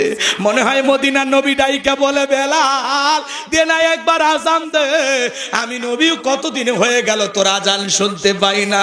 হযরতে হুসাইনের অনুরোধে হযরতে বেলাল 6 মাস পরে আইসা আবারও মদিনায় আজান দিলেন। বলুন আল্লাহু আকবার। যখনই বলেছেন আশহাদু আন্না মুহাম্মাদুর রাসূলুল্লাহ, হযরতে বেলাল জমিনে অজ্ঞান হয়ে পড়ে গেল। আরেকটু জোরে বলেন আল্লাহু আকবার। আমার ভাইয়েরা, কষ্ট লাগতেছে কি আপনাদের? আমি কি আলোচনার সামনের দিকে নিয়ে যাব বাজান? সত্যিকারে বেলালের মতো আশিকে রাসূল হওয়া লাগবে। সামনের কথাগুলো কি, আমি কি বুঝাইতে চাই, কি বলতে চাই, সূরা কাউসারের পূর্ণাঙ্গ আলোচনা কি আপনারা একটু শুনবেন? ঘন্টাখানিক সময় যদি লাগে দেবেন বাজান। শুধু মুখে মুখে মুসলমান দাবি করলে হবে না, সাহাবায়ে কিরামদের মতো পরীক্ষা দিয়ে মানটা তরুতাজা করা লাগবে। এই জমিনে আল্লাহর দ্বীনকে প্রতিষ্ঠিত করার জন্য যদি কখনো ডাক আসে, মাথায় কাফনের কাপড় বেঁধে বিবির কাছ থেকে বিদায় নিয়ে, সন্তানদের কাছ থেকে বিদায় নিয়ে আল্লাহর জমিনে আল্লাহর দ্বীনকে প্রতিষ্ঠিত করার জন্য, কোরআনের সমাজ ব্যবস্থা কায়েম করার জন্য কারা কারা বুকের তাজা রক্ত দিতে রাজি? 2 হাত তুলে আল্লাহকে দেখান, 2 হাত তুলে আল্লাহকে দেখান।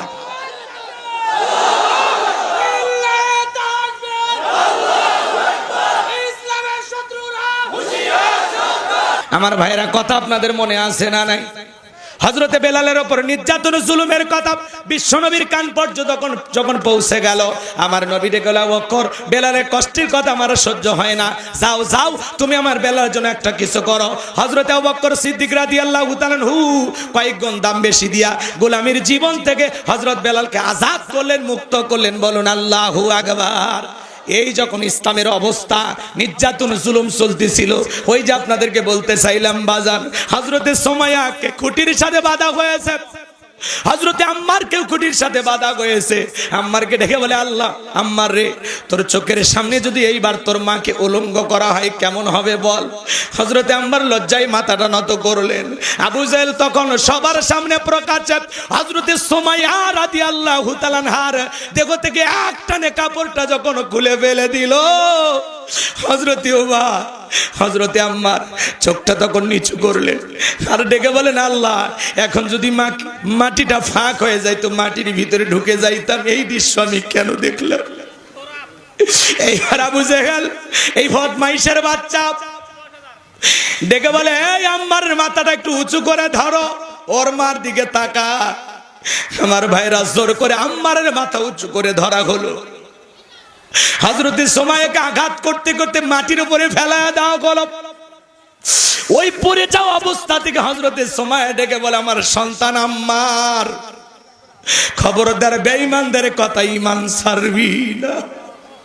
আমি এমন সন্তান পেটে রাখি নাই যেই সন্তান বেঈমানদের কথা ঈমান হারাবে, এমন সন্তান আমি তো পেটে রাখি নাই।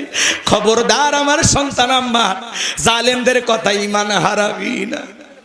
এইবার আবু জেহেল হযরতে সুমাইয়ার লজ্জাস্থানে বর্ষা দিয়ে আঘাত করতে করতে রক্ত দিয়ে আমার ভাইয়েরা রাজপথ রঞ্জিত হয়ে গেল। সুমাইয়া শাহাদাতের পেয়ালা পান করবে, ওই অবস্থা থেকে সন্তানকে ডেকে বলে, বাবা ও আমার সন্তান আম্মার, আমি শাহাদাতের পেয়ালা পান করতেছি, আমি আমার নাকে জান্নাতের গন্ধ পাইতেছি। সুবহানাল্লাহ বলে। ও আমার সন্তান, আমি এখন মারা যাব, মরার আগে বলে যায়, খবরদার খবরদার আবু জেহেলের কথা ঈমান ছাড়বি না। হযরতে সুমাইয়া ইসলামের প্রথম শহীদ নারী, তার লজ্জাস্থানে বর্ষা দিয়ে আঘাত করে আবু জেহেল দুনিয়ার জমিন থেকে বিদায় করে দিল। নিজেকে শাহাদাতের পেয়ালা পান করাইলেন, তবু জালেমদের কথায় কালেমা ছাড়ে নাই, ঈমান ছাড়ে নাই। তারা ছিল ঈমানের পরীক্ষায় উত্তীর্ণ হওয়া 1 নাম্বার মানুষ, ফার্স্ট কোয়ালিটির মানুষ। বলুন আল্লাহু আকবার। বাজার মুখে মুখে ইসলামের কথা বললে হয় না, মুখে মুখে ইমানদার দাবি করলে হয় না। আল্লাহ বলে তারা কি মনে করেছে ঈমান এনেছে কথা বললেই ছেড়ে দেব? তাদের কি পরীক্ষা করা হবে না? আমি আল্লাহ পরীক্ষা করে দেখব ঈমানের দাবিতে কারা সত্যবাদী আর কারা মিথ্যাবাদী। কথা বলে ঠিক কিনা? কে আসল মুসলমান আর কে নকল মুসলমান, কে তেগি মুসলমান আর কে সুবিধাবাদী জিন্দাবাদ মুনাফিকের বাচ্চা, আল্লাহ পরীক্ষা করে দেখবে। কথা বলে না কেন? কষ্ট মনের মধ্যে নেবেন না আমার ভাইয়েরা। আমি যে কথা বলতে চাচ্ছিলাম, এই যখন সাহাবায়ে কেরামদের উপরে নির্যাতন জুলুম, নবীজির ছেলে সন্তানগুলো যখন মারা যায়, এই জন্য নবীজির মনটা ভীষণ খারাপ, মুখটা মলিন, চোখের কোনা দিয়ে অশ্রু ঝরতেছে। নবীর যখন মন খারাপ, নবীকে সান্ত্বনা দেওয়ার দায়িত্ব কার? একটু জোরে বলেন না কার?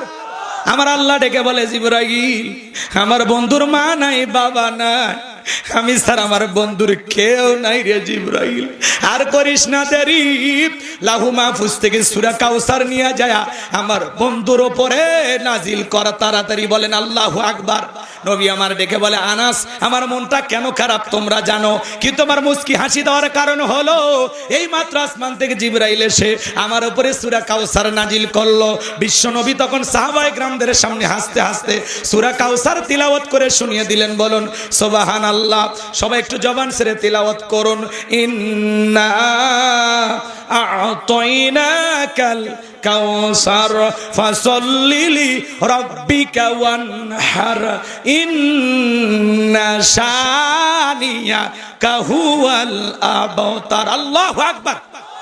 আমার আল্লাহ ডেকে বলেন, ইন্না আ'তাইনাকাল কাউসার, অবশ্যই আমি আল্লাহ পাক আপনাকে হাউজে কাউসার দান করেছি। বলুন সুবহানাল্লাহ। পৃথিবীর অন্য কোন পয়গম্বরকে আল্লাহ পাক হাউজে কাউসার দান করেন নাই, আপনার আমার নবীকে আল্লাহ পাক হাউজে কাউসার গিফট করেছেন। বলুন সুবহানাল্লাহ। আল্লাহ বলেন, ইন্না আ'তাইনাকাল কাউসার, নিশ্চয়ই আমি আল্লাহ পাক আপনাকে হাউজে কাউসার দান করেছি। এই হাউজে কাউসারের পানি দুধের মতো সাদা, মধুর চাইতে মিষ্টি, পানির মতো ক্লিয়ার। ওই কঠিন কিয়ামতের ময়দানে যেদিন বিচার দিবস কায়েম হয়ে যাবে, বিচার দিবসের একদিন হবে 50,000 বছরের সমান। যেদিন সূর্য সোহাত মাথার উপরে চলে আসবে, সূর্যের তাপে জমিনটা হয়ে যাবে তামার জমিন। যেদিন পাহাড় পর্বত নদী নালা খাল বিল বিল্ডিং ইমারত কোনো কিছুই থাকবে না। কুল্লু মান আলাইহা ফান, এই পৃথিবীর সব কিছু আল্লাহ তাআলা ধ্বংস করে দেবেন। ওই কঠিন কিয়ামতের ময়দানে বেঈমানদের জিহ্বাটা ঝুলে আসবে নাভি পর্যন্ত। যেদিন মা তার সন্তানের পরিচয় দেবে না, ইয়াউমা ইয়াফিরুল মারউ মিন আখি ওয়া উম্মিহি ওয়া আবি ওয়া সাহিবাতিহি ওয়া বানি, যেদিন ভাই ভাইয়ের কাছ থেকে পালিয়ে যাবে, মাতা পিতা সন্তানের কাছ থেকে পালিয়ে যাবে, স্ত্রী স্বামীর কাছ থেকে পলায়ন করবে। ওই কঠিন কিয়ামতের ময়দানে আল্লাহর আরশের ছায়া ছাড়া আর কোনো ছায়া থাকবে না। ওই ছায়ার ভিতরে আল্লাহ পাক 7 শ্রেণীর মানুষকে ছায়া দান করবেন কিয়ামতের ময়দানে। এটা আল্লাহ তৈরি করা ভিআইপি গ্যালারি, সেখান থেকে তারা কিয়ামতের ফাইনাল খেলা উপভোগ করবেন। বলুন সুবহানাল্লাহ। ওই কিয়ামতের ময়দানে মানুষ দলে দলে বিশ্ব নবীর কাছে যাবেন হাউজে কাউসারের পানি পান করার জন্য। কিছু মানুষের চোখের সামনে আল্লাহ তাআলা পর্দার আবরণ তৈরি করে দিবেন। আমার রাসূল তখন ডেকে বলবেন, আল্লাহ সংখ্যায় আমি আমার অনেক উম্মতকে দেখতে পাইলাম, কেন জানি সংখ্যাটা কমে গেল, ব্যাপারটা বুঝতে পারলাম না। আমার আল্লাহ ডেকে বলে, বন্ধু পাইকারি দরে সবাইকে আপনি হাউজে কাউসারের পানি পান করাইতে পারবেন না।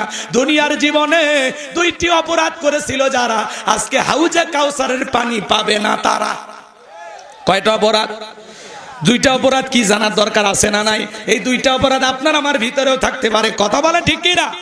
2টি অপরাধ দুনিয়ার জীবনে করবে যারা, নবীর হাতে কিয়ামতের ময়দানে হাউজে কাউসারের পানি পাবে না তারা। কয়টা অপরাধ শুনবেন? কারা কারা একটু হাত তোলে তো বাজান, তাকবীর দেন, লিল্লাহি তাকবীর। হাত নামান, একটু পরেই বলতেছি বাজান, সামনের দিকে যায়। আমি যে কথা বলতে চাচ্ছিলাম, মানুষ যখন জলে জলে যাবেন বিশ্ব নবীর হাতে হাউজে কাউসারের পানি পান করার জন্য। এদিকে শোনেন, এদিকে শোনেন, জীবনে শুনছেন কিনা শোনেন। হযরত আবু বকর সিদ্দিক রাদিয়াল্লাহু তাআলা আনহু পিয়ালাগুলো ভরায়া দিবেন। কে ভরায়া দিবে? কথা কয় না, কে কে? হযরত আবু বকর কেমন দামি মানুষ, ইসলামের জন্য 13টা দোকান ছিল, সেই সময় সব বিক্রি করে দিয়েছে। সুবহানাল্লাহ। কালকে 9টার পরে একটু জোরে বলে। এমনি এমনি জান্নাতের সার্টিফিকেট পাওয়া যায় না। আপনার এই দুনিয়ায় 13টা দোকান 26টা করতে রাজি, দান করতে রাজি নাই। কি বলে? আর হযরত আবু বকর সিদ্দিক রাদিয়াল্লাহু তাআলা আনহু ইসলামের জন্য 13টা দোকান বিক্রি করে দিয়েছিলেন। সুবহানাল্লাহ বলেন। আমার ভাইয়েরা গভীর মনোযোগ দিয়ে কথাগুলো শুনবেন বাজান। আমি গুনাহগার যে কথা বলতে চাচ্ছিলাম, হযরত আবু বকর পেয়ালাগুলো ভরায় দিবেন, মাঝখানে দাঁড়িয়ে থাকবেন হযরত ওমর বিশ্ব নবীর হাতে দিবেন, আর নবীজি তার আদরের উম্মতদেরকে খুঁজে খুঁজে হাউজে কাউসারের পানি পান করাবেন। নবীজির হাতে কিয়ামতের ময়দানে কারা কারা হাউজে কাউসারের পানি পান করতে চান, দুইটা হাত তুলে আল্লাহকে দেখান। আল্লাহ আসমান থেকে কুদরতি নজর দিয়া তাকায় দেখো, এই গাইবান্ধার গোবিন্দাগঞ্জ পশ্চিম বানিহালি বৈরাগীটা হাটের আশেপাশের মানুষেরা নবীজির হাতে হাউজে কাউসারের পানি পান করতে চায়। আল্লাহ গো কিয়ামতের ময়দানে আমাদের সবাইকে নবীজির হাতে হাউজে কাউসারের পানি পান করার তৌফিক দান করিও। জোরে বলেন আমিন। আর একটু জোরে বলেন আমিন।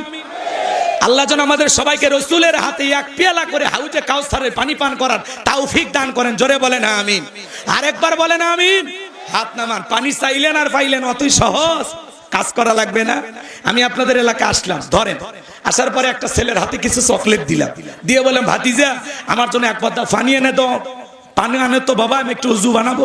ওই ছেলেটা চকলেট পায়ে মারছে দৌড়, মাঝখানে আসার খাইয়ে পুড়ে গেছে, হাঁটুটা ছিলে গেছে, রক্ত বের হয়েছে। এদিক খেয়াল করেন। তারপরে ওই যে চকলেট থাকার কারণে উঠে দাঁড়াইয়া বদনা ভরিয়া পানি নিয়ে আমার সামনে হাজির।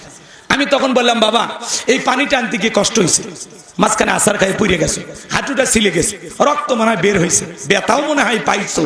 ওই ছেলেটা তখন চকলেটের খুশির কারণে বলতেছে আমি এরকম কত পরে যাই, আমার কিছুই হয় না। কথা কয় না, কথা কয় না। ওই ছেলেটা চকলেট থাকার খুশির আনন্দের কারণে এই ব্যথাকে ব্যথা মনে করতেছে না। কিয়ামতের ময়দানে নবীজির হাতে হাউজে কাউসারের পানি যদি আপনার আমার কিসমতে তকদিরে ভাগ্যে জুটে যায়, কিয়ামতের কঠিন দিন আপনার কাছে কঠিন মনে হবে না, আল্লাহ সহজ করে দেবেন।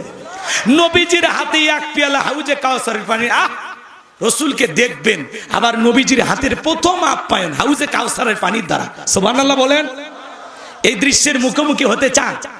কথা বলেন, এই দৃশ্যের মুখোমুখি হতে চান? নবীজির হাতে হাউজে কাউসারের পানি পান করলে জান্নাতে ঢোকা পর্যন্ত তার তৃষ্ণাই লাগবে না, তৃষ্ণা মিটে যাবে। বলুন সুবহানাল্লাহ। নবীজির হাতে হাউজে কাউসারের পানি আর আল্লাহর আরশের নিচে ছায়া, ভাগ্যে যদি জুটে যায় কিয়ামতের ময়দানে এই ব্যক্তিগুলো জান্নাতি, তাদের আর কোনো টেনশনই নাই। আল্লাহ জানে দুই জায়গাতে আমাদেরকে থাকার তৌফিক দান করেন। একটু জোরে বলেন আমিন। এবার হাউজে কাউসারের পানি চাইলেই তো পাওয়া যাবে না, কাজ করতে হবে, ঠান্ডা পানিতে ওযু বানায় নামাজ পড়তে হবে। কথা কয় না, কথা কয় না। একটু নতুন মুসল্লি হঠাৎ করে নামাজ ধরেছে, পুরাতন মুসল্লি যারা আগে থেকে নামাজ পড়ে নিয়মিত, এরা এই নতুন মুসল্লি দেখে ঠাট্টা বিদ্রুপ করে।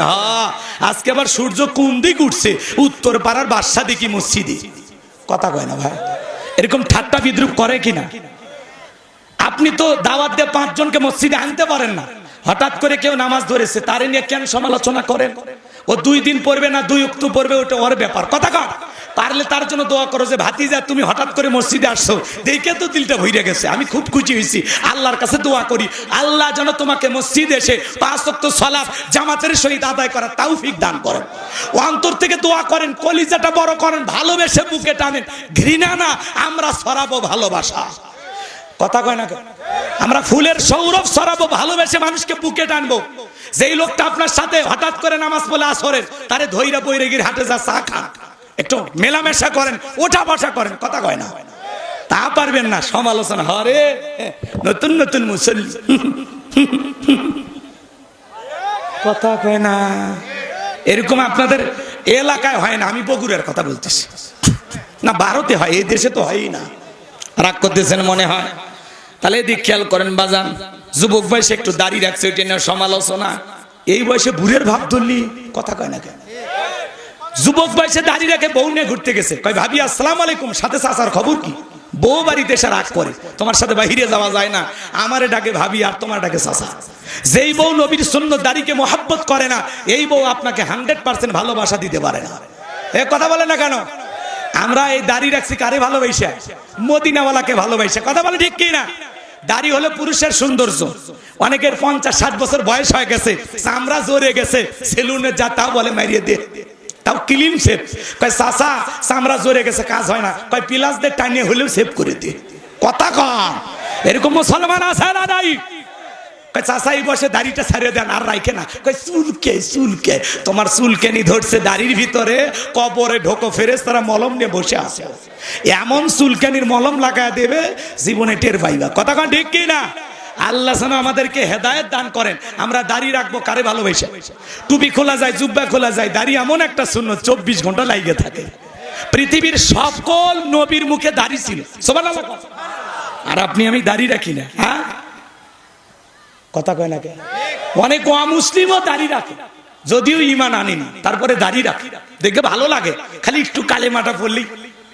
কথা কয় না, কথা কয় না, রাগ করেন নাকি? আমাদের আশেপাশে অমুসলিম বন্ধুরা আছে, যে চোখের সামনে আমাদের অমুসলিম ভাইরা বসবাস করে, আমরা তাদেরকে হৃদয় দিয়ে ভালোবাসি, ওরা আমাদের কাছে আমানত। কথা বলেন ঠিক কি না? ওদের সাথে কখনো খারাপ ব্যবহার করা যাবে না। আমরা যখন পড়াশোনা করতাম, কত অমুসলিম ভাইরা আমাদের বন্ধু ছিল। কথা কন না কে? রাগ করেন নাকি আপনারা? মন খারাপ করবেন না আমার ভাইয়েরা। চলেন আমি সামনের দিকে যাই। আমি যে কথা বলতে চাচ্ছিলাম, গভীর মনোযোগ দিয়ে শুনে যান। হাউজে কাউসারের পানি পান করতে গেলে কাজ করতে হবে দুইটি। জোরে বলেন কয়টি? দুইটা আঙ্গুল তুলে বলেন, কাজ করতে হবে কয়টি? এই আল্লাহ হাত দেয়নি, তা হাত তোলে না কে? এরকম দেখান, দেখেন, সেকেন্ড ট্রেনিং নেন। হ্যাঁ, এই যে খুশি হইলে দুইটা আঙ্গুল দেখান লাগে, বিজয় আসলে কয়টা আঙ্গুল দেখান লাগে? মনে থাকবে তো ইনশাল্লাহ? কয়টি? হাউজে কাউসারে পানি পান করতে গেলে কয়টি? আল্লাহ কবুল করেন, জোরে বলেন আমি। টাকা যদি থাকে দুইটা টাইসও দিবেন, ঠিক আছে? আল্লাহ কবুল করেন, জোরে বলেন আমি। সম্মানিত ভাইয়েরা আমার, গভীর মনোযোগ দিয়ে শোনেন। আল্লাহ তাআলা সেইটা 2 নাম্বার আয়াতে জানিয়ে দিলেন কি দুইটি কাজ করতে হবে। আল্লাহ বলেন, ফাসল্লিলি রাব্বিকা ওয়ানহার। বলেন ফাসল্লিলি রাব্বিকা ওয়ানহার। বলেন ফাসল্লিলি রাব্বিকা ওয়ানহার। 1 নাম্বার হলো ফাসল্লিলি রাব্বিকা, রবের উদ্দেশ্যে সালাত, নামাজ হবে একমাত্র কার জন্য? قل إن صلاتي ونسكي ومحياي ومماتي لله رب العالمين। সূরা আনাম আয়াত নাম্বার 162। আল্লাহ তাআলা জানিয়ে দিলেন, নবীজি আপনি বলুন, আমার নামাজ, আমার কোরবানি, আমার জীবন, আমার মরণ লিল্লাহি রাব্বিল আলামিন, আসমান জমিনের প্রতিপালকের জন্য। তাহলে মুমিন জীবনের সব ইবাদত হবে একমাত্র আল্লাহ তাআলাকে রাজি খুশি করার জন্য। বলুন সুবহানাল্লাহ। তাহলে ইবাদত হবে কার জন্য? ফাসল্লিলি রাব্বিকা, রবের উদ্দেশ্যে সালাত। সালাত হবে একমাত্র আল্লাহর জন্য। কদ আফলাহাল মুমিনুন আল্লাযীনা হুম ফি সালাতিহিম খাশিউন। অবশ্যই মুমিনেরা সফল, যারা নিজেদের সালাত বিনয়ের সহিত, নম্রতার সহিত, আল্লাহর ভয় নিয়ে নামাজ পড়ে। কার ভয়? যখন সালাতে দাঁড়াবেন দিলের ভিতরে ভয় থাকবে কার? ইয়া আইয়ুহাল্লাযীনা আমানুত্তাকুল্লাহ, হে ঈমানদারগণ আমি আল্লাহকে ভয় করো। হাক্কা তুকাতিহি, ভয় করার মতো ভয় করো। পারবো তো ইনশাআল্লাহ? কার ভয়ে নামাজ পড়বেন? ফাসল্লিলি রাব্বিকা, রবের উদ্দেশ্যে সালাত, আল্লাহকে রাজি খুশি করার জন্য যদি নামাজ পড়তে পারেন, আমার আল্লাহ বলেন ফালিয়াবুদু রাব্বা হাযাল বাইত আল্লাযী আত'আমাহুম মিন জু' ওয়া আমানাহুম মিন খাউফ। আমার আল্লাহ ডেকে বলেন, এই ঘরের মালিকের ইবাদত করো।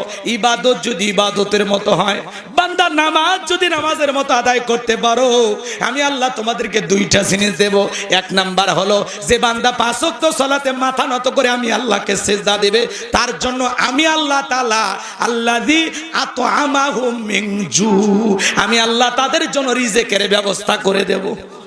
1 নাম্বার রিজিক দেবেন কে? রিজিক দেওয়ার মালিক কে? আমাদের এলাকায় একটা প্রাণী বের হয় রাত 1টা 2টা থেকে কু কইয়াছিলে, ওর নাম কি?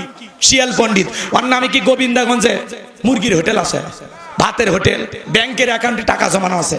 ওরে খাওয়ায় কে গো? একটু বলেন না ভাই, কে খাওয়ায়? কে খাওয়ায়? পাখি খালি পেটে সকালবেলা নীর থেকে বের হয়ে যায়, সন্ধ্যাবেলায় ওই পাখিটার পেট ভইরা নীরে ফেরত আসার ব্যবস্থা করে কি? আল্লাহ যদি পাখিকে খাওয়ায়, শিয়ালকে খাওয়ায়, আমাদেরকে খাওয়াবে না? আমরা আশরাফুল মাখলুকাত, আল্লাহর ভিআইপি সৃষ্টি। কুনতুম খায়রা উম্মাতিন উখরিজাত লিন-নাস, আমাদেরকে উত্তম জাতি কে বানাইছে? আল্লাহ কি আমাদেরকে না খাওয়ায় রাখবে? রিজিক দেওয়ার মালিক কে? উত্তর পাড়ার রাজ্জাক না, ওইটা আব্দুর রাজ্জাক, ওইটা দাস, গোলাম, বান্দা। রাজ্জাক কে? রিজিক দাতা কে? ওয়া মা মিন দাব্বাতিন ফিল আরদি ইল্লা আলাল্লাহি রিজকুহা। সূরা হুদের ভিতরে আল্লাহ পাক জানিয়ে দিলেন এই পৃথিবীর জমিনে এমন কোন বিচরণশীল প্রাণী নাই যার রিজেকের ব্যবস্থা আমি আল্লাহ আসমান থেকে করি না। ওই আটলান্টিক মহাসমুদ্রের ৩৩,০০০ ফিট গভীরতল পানি নিচে থাকা ছোট্ট একটা প্রাণী, তার রিজেকের ব্যবস্থাও আমি আল্লাহ আসমান থেকে করি। বলুন সুবহানাল্লাহ। তাহলে রিজেক দেওয়ার মালিক কে? এক নাম্বার আল্লাহ বলে তোমাদের জন্য রিজেক দেব, নামাজের মতো আদায় করলে ওই বান্দাকে আল্লাহ না খাওয়ায়া রাখবে। দুই নাম্বার আল্লাহ বলেন ওয়া আমানাহুম মিন খাউফ, সকল ভয় থেকে নিরাপত্তা দেব। আপনার আমার ভয় আছে না নাই? 2 লাখ টাকা নিয়ে গোবিন্দাগঞ্জ থেকে পশ্চিম বানিহালি ব্যবস্থায় আসবেন, রাত 2টা বাজে, মনে মনে ভাবতেছেন আল্লাহ টাকা নিয়ে বাড়ি পর্যন্ত যাইতে পারবো নাকি ছিনতাইকারী কবলে পড়ে টাকা যান 2টাই হারাবো? ভয় আছে না ভাই? মেয়েটা কলেজে গেল একা একা ফিরবে নাকি জামাই সাথী নিয়ে ফিরবে? ভয় আছে না নাই? মেয়েটা স্কুলে গেল ভালোভাবে ফিরবে নাকি কারো লালসার শিকার হবে? ভয় আছে না নাই? আজকে চুরি ডাকাতি ছিনতাইয়ের ভয় আছে না নাই? এই সমাজে চুরি বন্ধ হবে সেই দিন, আল্লাহর কোরআন দিয়া জমিনটা চলবে যেই দিন। কথা কয় না? আলা লাহুল খলকু ওয়াল আম, সৃষ্টি যার, আইনটাও চলতে হবে তার। শোনেন আজকে সমাজে এখন উচিত কথা যদি কই পিঠের ওপর দিয়ে যাবি মই, এই আনন্দে কিছু লোক কিনে খাবে বগুড়ার স্পেশাল দই। যত দোষ নন্দ ঘোষ 70টা বললে দোষ, যত দোষ নন্দ ঘোষ 70টা বললে দোষ, করলে অন্যায়ের প্রতিবাদ নামটা হবে তোমার মৌলবাদ, নামটা হবে তোমার জঙ্গিবাদ। চুরি বন্ধ করতে হলে লন্ডন আমেরিকার আইন দিয়ে হবে না, ভারতের পানি পড়া দিয়ে চুরি বন্ধ হবে না। চুরি বন্ধ করতে হলে ১৫০০ বছর আগে আল্লাহ আইন দিয়েছেন ওয়াসসারিকু ওয়াসসারিকাতু ফাকতুউ আইদিয়াহুমা জাযাআম বিমা কাসাবা নাকালাম মিনাল্লাহ। সূরা মাইদার ৩৮ নম্বর আয়াতে ১৫০০ বছর আগে আল্লাহ আইন দিয়েছেন চোর পুরুষ হোক আর নারী হোক, আল্লাহর বিধান, আল্লাহর ফয়সালা। চোর চুরি করেছে, এই অপরাধ যদি প্রমাণিত হয় চোরের ডান হাতের কবজি কেটে দাও। একটা চোরের হাত কেটে বাইতুল মুকাররমের সামনে নিয়ে এসে সোশ্যাল মিডিয়াতে যদি প্রচার করা হতো, বাংলার পার্লামেন্টে আইন পাস করা হয়েছে চোর চুরি করলে হাত কেটে দেওয়া হবে, সমস্ত চোরেরা একটা অপরাধীর শাস্তি দেওয়া দেখলে চুরি বন্ধ করে তওবা করে আল্লাহর ওলি হয়ে যেত। কিন্তু কে শোনে কার কথা? সরিষাই তো ভূত। নেতা যে হাত কাটার আইন চালু করবে ও তো বোঝে আমি যে পরিমাণে দুর্নীতি করছি হাত তো আমার আগে কাটা যাবে। কি বলছিলাম ভুলে গেছেন মনে হয়? এদিক খেয়াল করেন মাজান। ফাসল্লি লিরাব্বিকা ওয়ানহার, রবের উদ্দেশ্যে সালাত আদায় করা লাগবে। নামাজের মতো আদায় করলে আল্লাহ রিজিকের ব্যবস্থা করবে। আর 2 নাম্বার সকল ভয় থেকে নিরাপত্তা দেবে। আল্লাহ তাআলা বলেন ফাসল্লি লিরাব্বিকা, রবের উদ্দেশ্যে সালাত, একমাত্র আল্লাহ তাআলাকে রাজি খুশি করার জন্য সালাত হবে। কার জন্য? আল্লাহকে রাজি খুশি করার জন্য। কারা কারা 5 ওয়াক্ত সালাত আদায় করবেন? 2টা হাত তুলে আল্লাহকে দেখান।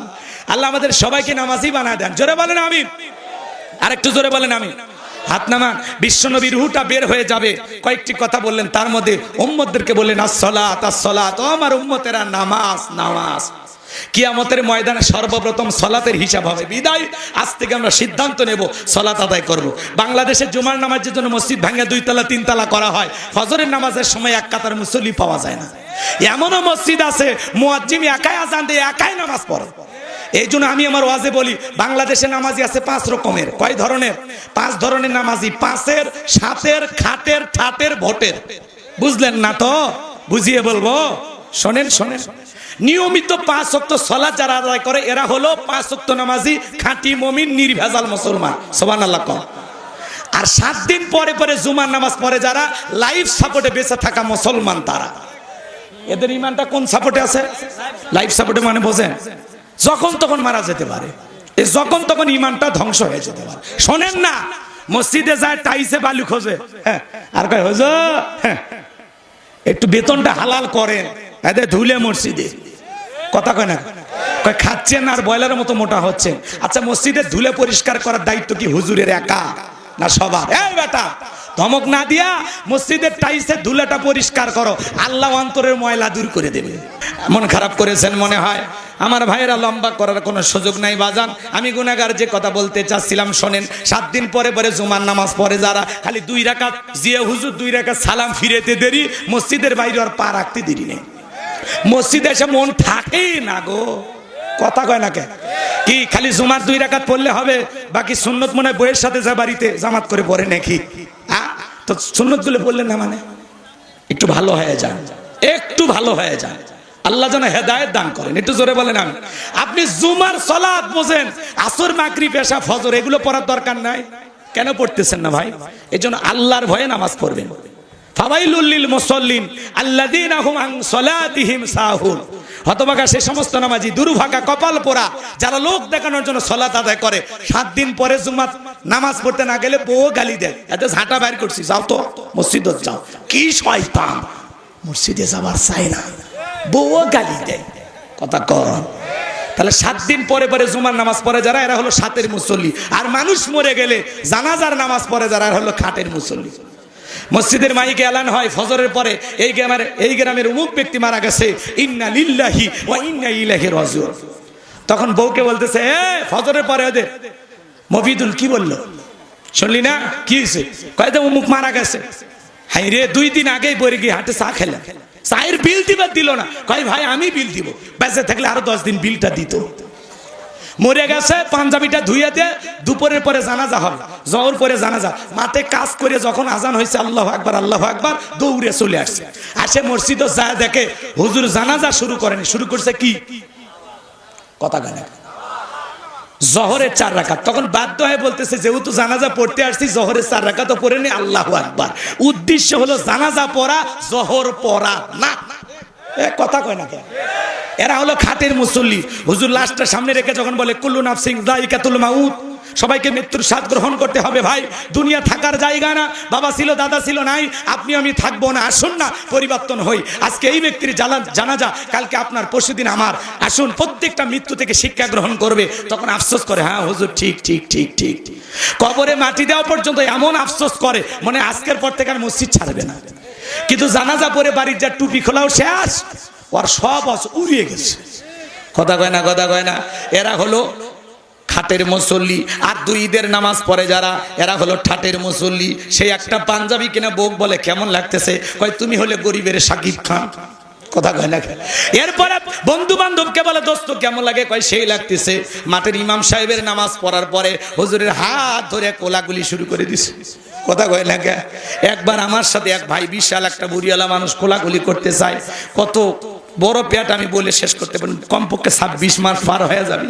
এমন কায়দা আমার বুকে নিতে চাই, মাঝখানে পেট হলো ব্যারিকেড। ও যতই বুকে নিতে চায়, আমি তো বুকে যেতে চাই, কিন্তু হয় না। কিসের কোলাকুলি, মাঝখানে হচ্ছে খালি পেটা পেটি। কোলাকুলি করার পরে এইবার ইমাম সাহেব কানে কানে বলতেছে, ভাই রোজা কয়টা? 29 না 30টা? ভাই হুজুর একটা রোজাও রাখিনি, তারাবি পড়িনি, কিন্তু ইফতার খাওয়া মিস করিনি। খালি আমি একাই ইফতারি করিনি, হিন্দুদেরকে ডাকে ইফতারি খাওয়াইছি।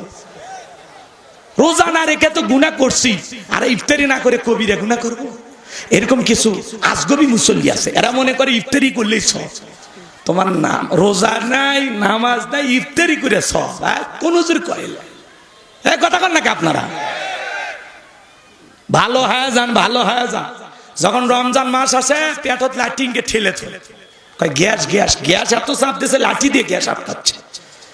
যখন আসে রমজান মাস, পেটে দেয় ডিজিটাল গ্যাস, ভ্যাস ধরে ভ্যাস, না খায় থাকতে পারি না, বমি বমি হয়, একে নারী ভুরি বাইর হয়ে আসবে। কবরে যা ফেরেশতারা নারী ভুরি বাইর করার জন্য রেডি হয়ে আছে, বাটাম নিয়ে খালি ফাইটে ফেলে দিবি। কথা কন। ইবাদত বন্দেগী করতে গেলে কষ্ট হবে, কষ্ট স্বীকার করতে হবে। কষ্ট না করলে জান্নাত পাওয়া যাবে? হ্যাঁ, ইবাদত কি সুখের জিনিস? একটু কষ্ট করতে হবে। আল্লাহ যেন হেদায়েত দান করেন। একটু চিল্লায় বলেন আমিন। আমার ভাইয়েরা, তাহলে ফাসল্লি লিরাব্বিকা, রবির উদ্দেশ্যে সালাত। তাহলে নামাজ পড়বে একমাত্র কার জন্য? আর 2 নাম্বার হলো ওয়ানহার। ওয়ানহার মানে কুরবানি করা, নিজের আমিত্বকে কুরবানি করা, অহংকারকে কুরবানি করা, নিজের ভিতরে থাকা পশুসুলভ আচরণকে কুরবানি করা। শহীদ আবু সাঈদের মতো দেশের জন্য কুরবানি হওয়া। নিজের জানমাল সবকিছু কুরবানি হবে কার জন্য? আরো জোরে বলেন কার জন্য? সাহাবা ইকরামদের মতো কুরবানি হওয়া লাগবে। হযরতে খুবাইব রাদিয়াল্লাহু তাআলা কাফেররা ধরে নিয়ে গেছে বাজার। নবী আমার 10 জন সাহাবীকে পাঠিয়ে দিয়েছিলেন দাওয়াতি কাজের জন্য। ওই বেঈমানেরা ধইরা 10 জন সাহাবীদের মধ্যে 7 জনকে তারা তীর নিক্ষেপ করে হত্যা করলো। জীবিত ছিল 3 জন, তাদেরকে অনুরোধ করে পাহাড় থেকে নেমে আসো। তোমাদেরকে আমরা মারবো না। নেমে আসার পরে আরো দুইজন সাহাবীকে তারা শহীদ করে দিল, আর একজন সাহাবীকে মক্কার কাফেরদেরকে তারা বিক্রি করে দিল। হারেসের সন্তানরা তাকে কিনে নিল। হযরতে খুবাইব রাদিয়াল্লাহু তাআলা আনহু বদরের প্রান্তরে হারেসের বাবাকে হত্যা করে ফেলেছিল। এই কাফেরকে বিদায় করে দেওয়ার জন্য, বাবার প্রতিশোধ নেওয়ার জন্য হারেসের সন্তানেরা হযরতে খুবাইবকে তারা ক্রয় করে নিয়েছিল। হযরতে খুবাইবকে পিটাইয়া দেহটা ক্ষত বিক্ষত করে দিয়েছে বাজার। হযরতে খুবাইবকে অন্ধকার রুমের ভিতরে বন্দী করে রাখতো। খুবাইব রাদিয়াল্লাহু তাআলা আনহু ওই হারেসের সন্তানরা বলে, খুবাইব আগামী কালকে তোমারে বিদায় করে দেওয়া হবে, কালকেই তোমার জীবনের শেষ দিন। হারেসের একটা মেয়ে ছিল, তাকে হযরতে খুবাইব রাদিয়াল্লাহু তাআলা ডেকে বলে, তোমাদের বাড়িতে কি কোনো খুর পাওয়া যাবে? বলে হ্যাঁ আছে। খুরটা দিলেন। ওই মহিলা তাকায়া দেখে তার সন্তানটা খুবাইবের কোলে। মহিলা মনে মনে ভয় পাইতেছে, হাতে আছে খুর আর কোলে আছে সন্তান। চিন্তা করতেছে যদি একটা টান দেয় আমার ছেলেটা তো মারা যাবে। হযরতে খুবাইব চেহারার দিকে তাকায়া বলতেছে, বোন তুমি মনে ভয় পাইতেছো যে আমি যদি তোমার সন্তানের উপরে প্রতিশোধ নেই। মুসলমানেরা কখনো দুর্বলদের উপরে আঘাত করে না, মুসলমানেরা কখনো দুর্বলতার সুযোগ নেয় না। আল্লাহু আকবার। ও বোন ভয় পাওয়ার কোনো কারণ নাই। শরীরের পশমগুলো তিনি পরিষ্কার করলেন। যেহেতু তার মৃত্যু হয়ে যাবে, শাহাদাতের পেয়ালা তাকে পান করতে হবে। পরের দিন সকালবেলা হযরতে খুবাইবকে ধরে নিয়ে যাওয়া হলো। হাতে পায়ে পেরেক মেরে তক্তার সাথে লাগায় দিয়েছে। দেগের ভিতরে কাটা দিয়ে সুই দিয়ে ছিদ্র করা হয়েছে। শরীরের গোশতগুলো কাফের বেঈমানরা তরবারি দিয়ে এইভাবে নাড়াচাড়া করে, কেমনটা লাগে চিন্তা করে। হযরতে খুবাইবকে এবার হারেসের সন্তানের রেখে বলে, ও খুবাইব তোমাকে আমরা ছেড়ে দেব, একটা কাজ যদি তুমি করতে রাজি হও। তুমি যদি একবার মুহাম্মদকে গালি দিতে পারো, আমরা তোমাকে ছেড়ে দেব। হযরতে খুবাইব রাদিয়াল্লাহু তাআলা বলে, নবীকে গালি দেওয়ার বিনিময়ে এমন জীবন আমি চাই না। আমি মরে যেতে রাজি, ঈমান এনেছি, মুসলমান হিসাবে মৃত্যু বরণ আমার কাছে আনন্দের, কিন্তু নবীকে গালি দেওয়ার বিনিময়ে মুক্ত স্বাধীন জীবন আমি চাই না। এইবার হযরতে খুবাইব রাদিয়াল্লাহু তাআলা এই পৃথিবীর জমিন থেকে বিদায় করে দেওয়া হলো। এই দৃশ্য দেখে হারেসের মেয়ে কালেমা পড়ে মুসলমান হয়েছিল। এই মেয়েটার মুসলমান হওয়ার পিছনে কারণটা কি তাকে জিজ্ঞাসা করা হলো, তুমি তো কাফিরের মেয়ে, কেন মুসলমান হলে কারণটা কি? বলে আমার ভাইয়েরা যখন খুবাইবকে ঘরের ভিতরে বন্দি করে রেখেছিল, আমি তাকায় দেখি খুবাইবের হাতে আঙ্গুর। আমি তখন বললাম, তুমি আঙ্গুর কোথায় পাইলা? এখন তো আঙ্গুরের মৌসুম না, এমন আঙ্গুর তো আমি জীবনে কোনোদিন দেখি নাই। হযরতে খুবাইব রাদিয়াল্লাহু তাআলা বলে, আমি যে আল্লাহর দিন মানার কারণে মার খাইতেছি, আমার সে আল্লাহ জান্নাত থেকে আঙ্গুর পাঠাইছে। তারা কেমন মুসলমান ছিলেন, কেমন মুসলমান ছিলেন, জীবনটা দিয়েছেন, হাজারো নির্যাতন জুলুম সহ্য করেছেন, কিন্তু ঈমান ছাড়েননি। সুবহানাল্লাহ। এমন মুসলমান হওয়া দরকার আছে না নাই? তাহলে জীবনের সবকিছু কুরবানি হবে কার জন্য? নিজের জান মাল অর্থ সম্পদ সময় সবকিছু কুরবানি হবে আল্লাহর জন্য। খালি গরু ছাগল কুরবানি করা মানে কুরবানি নয়। 7 জন ভাগে একটা গরু কিনবেন, 4 জন দড়ি ধরে টানে, পিছন থেকে 3 জন ঠেলে, এমন গরু আর সব দেখা যায় যেই গরুর উপরে বয়স্ক ভাতা ওয়াজিব। এমন গরু জবাই করলে কুরবানি হবে না। টান দেবে থেকে গোবিন্দগঞ্জে যায়, ছাড়ে দিলে আবার বাউস্তাত আসে। এরকম গরু জবাই করলে হবে না। তাসরুন নাজিরিন, চমৎকার গাবি জবাই করতে হবে। শোনেন 4টি। আমাদের চেয়ারম্যান সাহেব আসছে, একজন আলেম, আমাদের নেতা চেয়ারম্যান, মারহাবা কর জনাব মাওলানা মোহাম্মদ জাহাঙ্গীর কবির। আল্লাহ তোমার গোলামকে কবুল করো। চিল্লা বলেন আমিন। শোনেন কুরবানির ওয়াজ করবে আমার জিয়া ভাই। আমি কুরবানির ওয়াজ করব না আপনাদের জন্য, তবে 3টা জিনিস খেয়াল রাখবেন যারা কুরবানি দিবেন। 1 নাম্বার, নিয়ত সহি। ইন্নামাল আমালু বিন্নিয়াত, প্রত্যেকটা কাজ নিয়তের উপর নির্ভরশীল। কুরবানি কার জন্য? আল্লাহর জন্য। জোরে বলেন কার জন্য? ফাসল্লি লিরাব্বিকা ওয়ানহার, রবের উদ্দেশ্যে সালাত আদায় করো, রবের জন্যই কুরবানি করো। কুরবানি কার জন্য? অনেকে বলে ছেলে মেয়ে কুরবানি না দিলে মানুষের গোস্তুর দিকে তাকায় থাকবে, অতএব কিস্তি তুলে হলে দিব। কিস্তি তুলে টাকা দিয়ে কুরবানি হবে? জোরে বলেন। কুরবানি ছেলে মেয়ের জন্য না, কুরবানি করা এদিক খেয়াল করেন, গোস্ত খাওয়ার জন্য না। কুরবানি মানে কি? ত্যাগ করা, স্যাক্রিফাইস করা, উৎসর্গ করা, বিলিয়ে দেওয়া, বন্টন করা। ভোগের নাম কুরবানি নয়, ত্যাগের নাম হলো কুরবানি। আল্লাহ বোঝার তৌফিক দান করেন, জোরে বলেন আমিন। 2 নাম্বার, আপনার ইনকামটা হওয়া লাগবে হালাল, শুড বি হালাল। আপনার বৈধ ইনকামের উপার্জনের টাকা থেকে কুরবানি দেওয়া লাগবে। সুদের টাকা, ঘুষের টাকা, হারাম উপার্জনের টাকা দিয়ে কুরবানি দিলে হবে? আল্লাহ পবিত্র, তিনি পবিত্র বস্তুকে ভালোবাসেন। 3 নাম্বার, ফাসল্লি লিরাব্বিকা ওয়ানহার, আগে নামাজ পড়ো তারপরে কুরবানি করো। নামাজি হয়ে কুরবানি দিতে হবে। পারবো তো ইনশাআল্লাহ? সকাল 9টায় ঘুমোর থেকে ওঠে, ফজরও নাই, ঈদের নামাজও নাই, দরিদ্রে বসে আছে। ওরে কুদ্দুস, কথা কয় না। তোমার কুরবানি হবে গোস্ত খাওয়ার জন্য, আল্লাহর জন্য হবে। আপনি যদি 10,000 টাকার একটা ছাগলও দেন, 20,000 টাকার একটা ভেড়াও কুরবানি দেন, আপনার নিয়ত যদি সহি হয়, টাকাটা হালাল হয়, নামাজি হয়ে যদি কুরবানি দেন, আপনার এই ছাগল ভেড়া রক্ত জমিনে পড়ার আগে আরশের মালিক আল্লাহর কাছে কবুল হয়ে যাবে। বলেন সুবহানাল্লাহ। এজন্য আল্লাহ বলেন ওয়ালাকি ইয়ানালুহু তাকওয়া মিনকুম। আল্লাহ বলে কয় লাখ টাকার গরু দিলে ওইটা আমি দেখি না, আমি দেখি তোমার অন্তরে তাকওয়া। তোমার অন্তরে নিয়ত যদি সহি হয়, তোমার টাকাটা যদি হালাল হয়, তুমি যদি কুরবানি আমার জন্য দিয়ে থাকো, তাহলে ছাগলের রক্ত পড়ার আগেই আমি আল্লাহর কাছে কবুল হয়ে যাবে। বলুন সুবহানাল্লাহ। তাহলে আমরা আল্লাহর জন্য কুরবানি দেব তো ইনশাআল্লাহ। শেষ আয়াত আল্লাহ রাব্বুল আলামিন বলেন ইন্না শানিয়াকা হুয়াল আবতার। আল্লাহু আকবার। আমার আল্লাহ ডেকে বলেন, ও নবী, যারা আপনার সন্তান বিদায় নেওয়ার কারণে লেজ কাটারির বংশ বলে, আপনাকে নিয়ে নানান ধরনের সমালোচনা করে, ও নবী আপনি মন খারাপ করবেন না। যারা আপনাকে লেজ কাটারির বংশ বলে, আমি আল্লাহ তাদেরকে লেজ কাটারির বংশ করে দেব। নবী গো, আপনার সন্তানগুলো কেমন আল্লাহ শিশুকালে নিয়েছে, আপনি মন খারাপ করবেন না। এই পৃথিবীর জমিনে আপনাকে মহব্বত করা, আপনাকে ভালোবাসার কোটি কোটি রুহানি সন্তান আমি আল্লাহ জমিনে পাঠাবো, যারা আপনার জন্য জীবন দিতে প্রস্তুত। বলুন সুবহানাল্লাহ। তাম পৃথিবীতে 700 কোটি মানুষ, এর মধ্যে 200 কোটি মুসলমান, আমরা সবাই রসুলের রুহানি সন্তান। নবীজির অপমানে যদি না কাঁদে তোমার মন, মুসলিম নয় তুমি মুনাফিক, নবীর দুশ্মন। ফ্রান্সের জালেমেরা নবীজির কার্টুন প্রদর্শন করে, নাকটা বেঁকা করিয়া, মুখে কয়েকটা দাড়ি লাগাইয়া বলে ইনি মোহাম্মদ। জোরে কন্যা উজবিল্লাহ। আমার নবীকে দেখতে কার্টুনের মতো। এই পৃথিবীর সবচাইতে সুন্দর মানুষটির নাম মুহাম্মদ রাসূলুল্লাহ সাল্লাল্লাহু আলাইহি ওয়াসাল্লাম। মুহাম্মদ মানে প্রশংসিত। নবীর চরিত্রের সার্টিফিকেট দিয়েছেন কে? ওয়া ইন্নাকা লাআলা খুলুকিন আযীম।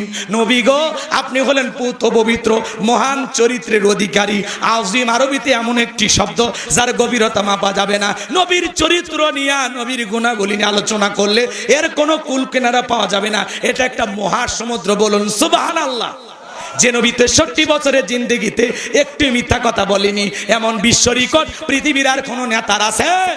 সেই নবীকে নেতা মানতে রাজি আছেন তো ইনশাআল্লাহ? শোনেন শোনেন, নবীকে গালি দিয়েছিল ওলীদ বিন মুগিরা। ওয়াকাত্ত ভাষায় নবীকে গালি দেয়, আজেবাজে ভাষায় গালি দেয়। আল্লাহ তাআলা আয়াত নাজিল করে বলেন উতুল্লিম বাদা যালিকা জানিম। নবী গো, এই ওলীদ বিন মুগিরা আপনাকে কেন গালি দেয়? কারণ হলো এ হলো পিতৃ পরিচয়হীন জারর সন্তান, এর জন্মের ঠিক নাই। নবীকে গালি দেবে যারা অবৈধ জারর সন্তান, তারা ওরা বাচ্চা, তোদের জন্মের ঠিক নাই। ওলীদ বিন মুগিরা আরবের মানুষ, আরবি বোঝে। যখনই রাসূল বলেছেন উতুল্লিম বাদা যালিকা জানিম, বলে নবী এত বড় কথা, আমার জন্মের ঠিক নাই, আপনি থাকেন আমি বাড়িতে যাই। ছেলেটা বৈধ না অবৈধ জানে কে? ফ্যাক্টরির মালিক, তার মানে তার মা। তার মায়ের নাম ছিল ঝর্ণা। যা বলে মা করবি না কোনো তাল বাহানা। নবী আমাকে বলেছেন উতুল্লিম বাদা যালিকা জানিম। তখন বলে বাবা এত বড় কথা বলতেছে? হ্যাঁ।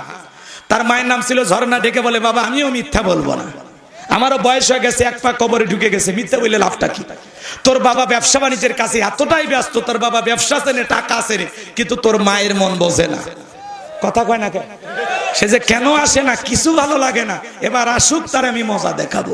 আমরের মা তখন বলল বাবা তোর চাচারে দিয়ে ভালোবাসা বিনিময় করেছিলাম, তার ফলে তোর জন্ম হয়েছে। নবী যে তত্ত্ব দিয়েছে 100% সত্য।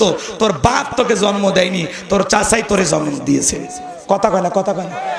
এই জন্য ভাইয়েরা আমার, নবীকে গালি দেবে যারা অবৈধ জারর সন্তান, তারা তুমি আমার বাপকে গালি দাও মাইনে নেব, মারে গালি দাও মাইনে নেব, আমারে গালি দাও মাইনে নেব, আমার দলকে গালি দাও মাইনে নেব, কিন্তু বিশ্ব নবী হলেন আমাদের কলিজার টুকরা নবী।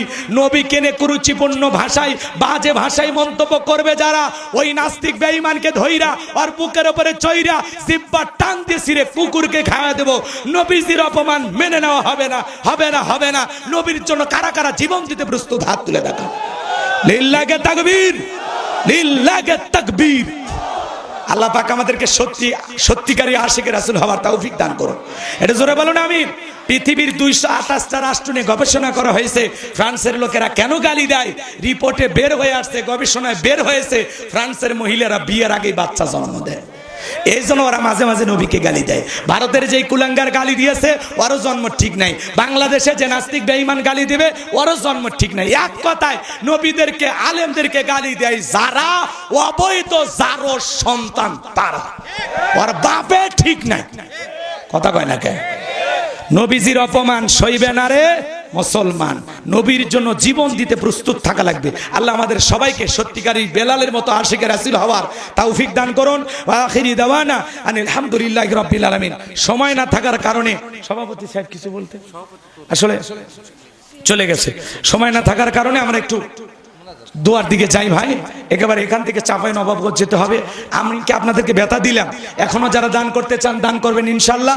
আমাদের ওযুখানার কাজের জন্য সবাই একটু দান করবেন। সকলে দরুদ ইব্রাহিম পড়েন। আল্লাহুম্মা সাল্লি আলা মুহাম্মাদ ওয়া আলা মুহাম্মাদ কামা সাল্লাইতা আলা ইব্রাহিম ওয়া আলা আলি ইব্রাহিম ইন্নাকা হামিদুম মাজিদ। আল্লাহুম্মা বারিক আলা মুহাম্মাদ ওয়া আলা মুহাম্মাদ কামা বারাকতা আলা ইব্রাহিম ওয়া আলা আলি ইব্রাহিম ইন্নাকা হামিদুম মাজিদ। ভাই কিছু বল। اللهم آمين ربنا ظلمنا أنفسنا وإن لم تغفر لنا وترحمنا لنكونن من الخاسرين।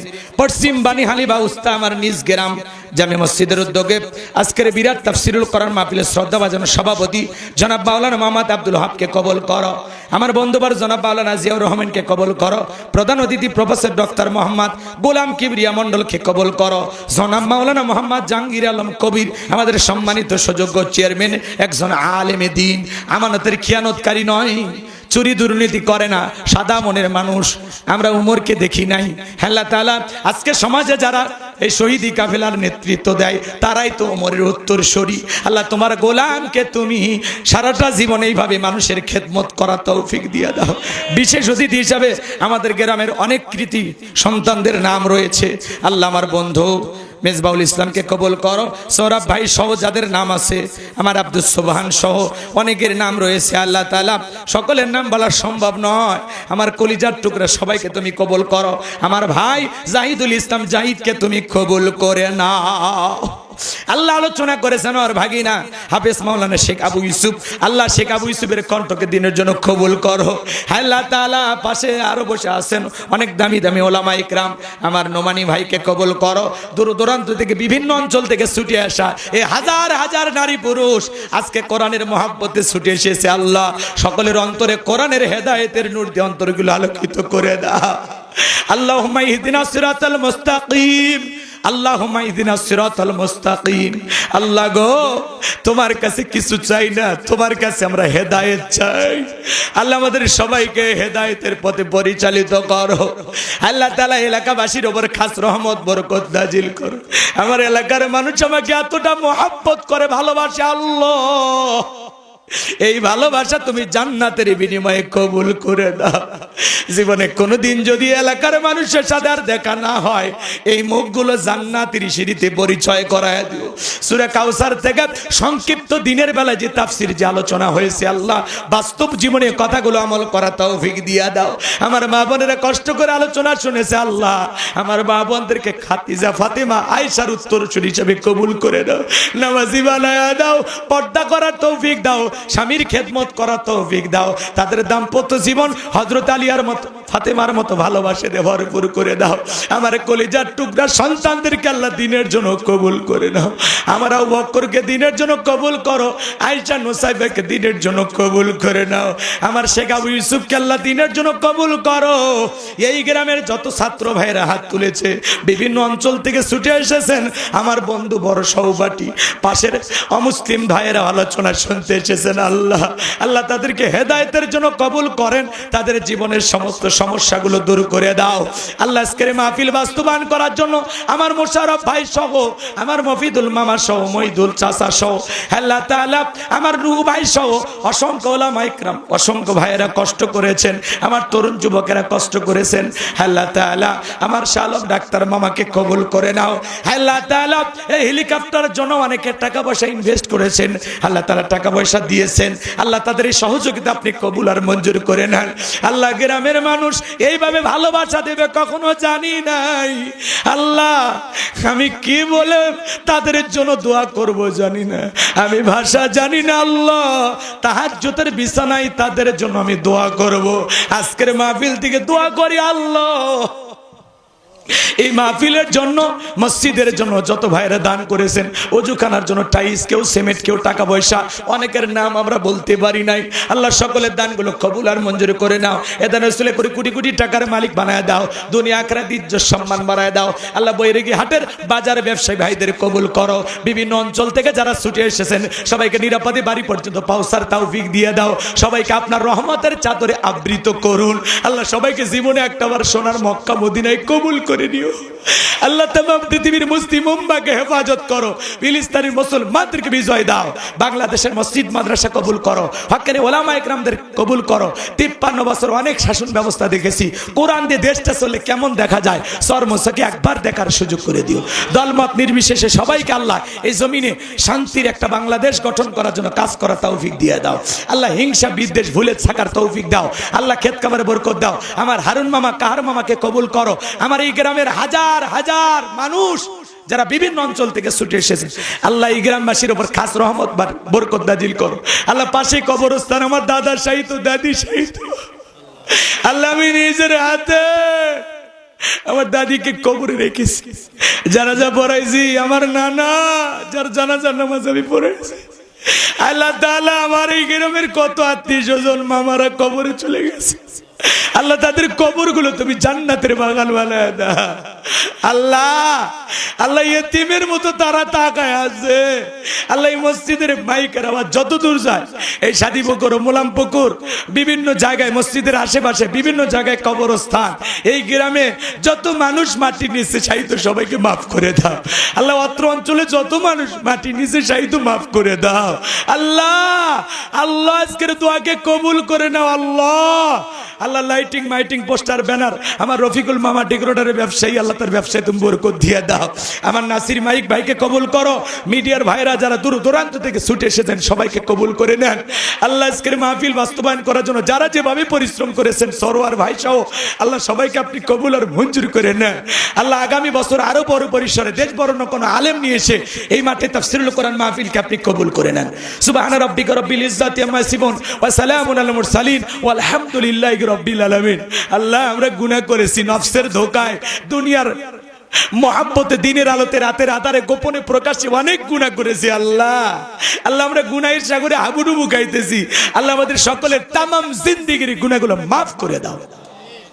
তুমি যদি মাফ না, আমরা কার কাছে যাব আল্লাহ? ফিরায়া দিও না আল্লাহ। আমাদের সকলের তামাম জিন্দেগির গুনাহগুলো মাফ করে দাও আল্লাহ। আমাদের সবাইকে তুমি মাফ করে দাও আল্লাহ। ওই কঠিন ভয়ঙ্কর জাহান্নামের আগুন থেকে আমাদের মুক্তি দাও। রব্বানা আসরিফ আন্না আযাবা জাহান্নাম ইন্না আযাবাহা কানা গরামা। রব্বানা আতিনা ফিদ দুনিয়া হাসানাতাও ওয়া ফিল আখিরাতি হাসানাতাও ওয়া কিনা আযাবান নার। আল্লাহ, আমাদের সবাইকে কঠিন জাহান্নামের আগুন থেকে মাফ করে দাও। পিতামাতা যাদের কবরে মাফ করে দাও, পিতামাতার কবর জান্নাতের বাগান বানায় দাও। রব্বির হামহুমা কামা রব্বায়ানি সগীরা। ওগো রব্বির হামহুমা কামা রব্বায়ানি সগীরা। আল্লাহ, পিতামাতা যাদের বেঁচে আছে হায়াত বাড়ায় দাও, আমার মা বাবার হায়াত বাড়ায় দাও, আমার ভাই বোনদের হায়াত বাড়ায় দাও, এই গ্রামের সমস্ত মানুষের হায়াত আল্লাহ বাড়ায় দাও। যত মানুষ হাত তুলেছেন আল্লাহ, সকলের মনের বাসনাগুলো পূরণ করে দিও আল্লাহ। সবাইকে নিরাপদে তাদের বাড়িতে ফিরে যাওয়ার তৌফিক দিয়ে দাও। সুবহান রাব্বিকা রাব্বিল ইজ্জাতি আম্মা ইয়াসিফুন ওয়া সালামুন আলাল মুরসালিন ওয়া আলহামদুলিল্লাহি রাব্বিল আলামিন। আমার সাদিক ভাই, হারুন ভাই, আব্দুর রহিম ভাইকে কবুল করো আল্লাহ তাআলা। যেই মাসে মরণ দিবা মাসটা যেন রমজান মাস হয়, যেই দিনে মরণ দিবা দিনটা যেন জুমার দিন হয়। নামাজের সিজদারত অবস্থায় মৃত্যু দিও, কোরআন পড়তে পড়তে মৃত্যু দিও। ইসলামকে প্রতিষ্ঠিত করার জন্য রাজপথে জীবনটা বিলানোর তৌফিক দিও। মালাকুল মউত যখন সামনে হাজির হয়ে যাবে মালিক, ওই মৃত্যুর সময় দয়ার নবীর চাঁদ মুখখানা দেখতে দেখতে আমাদের সকলের জবানে জারি করে দিও লা ইলাহা ইল্লাল্লাহু মুহাম্মাদুর রাসূলুল্লাহ সাল্লাল্লাহু আলাইহি সাল্লাম। আসসালামু আলাইকুম ওয়া রাহমাতুল্লাহি ওয়া বারাকাতুহু। আলো ঠিকানা Islamic channel, please like comment share করে আমাদের সঙ্গেই থাকুন।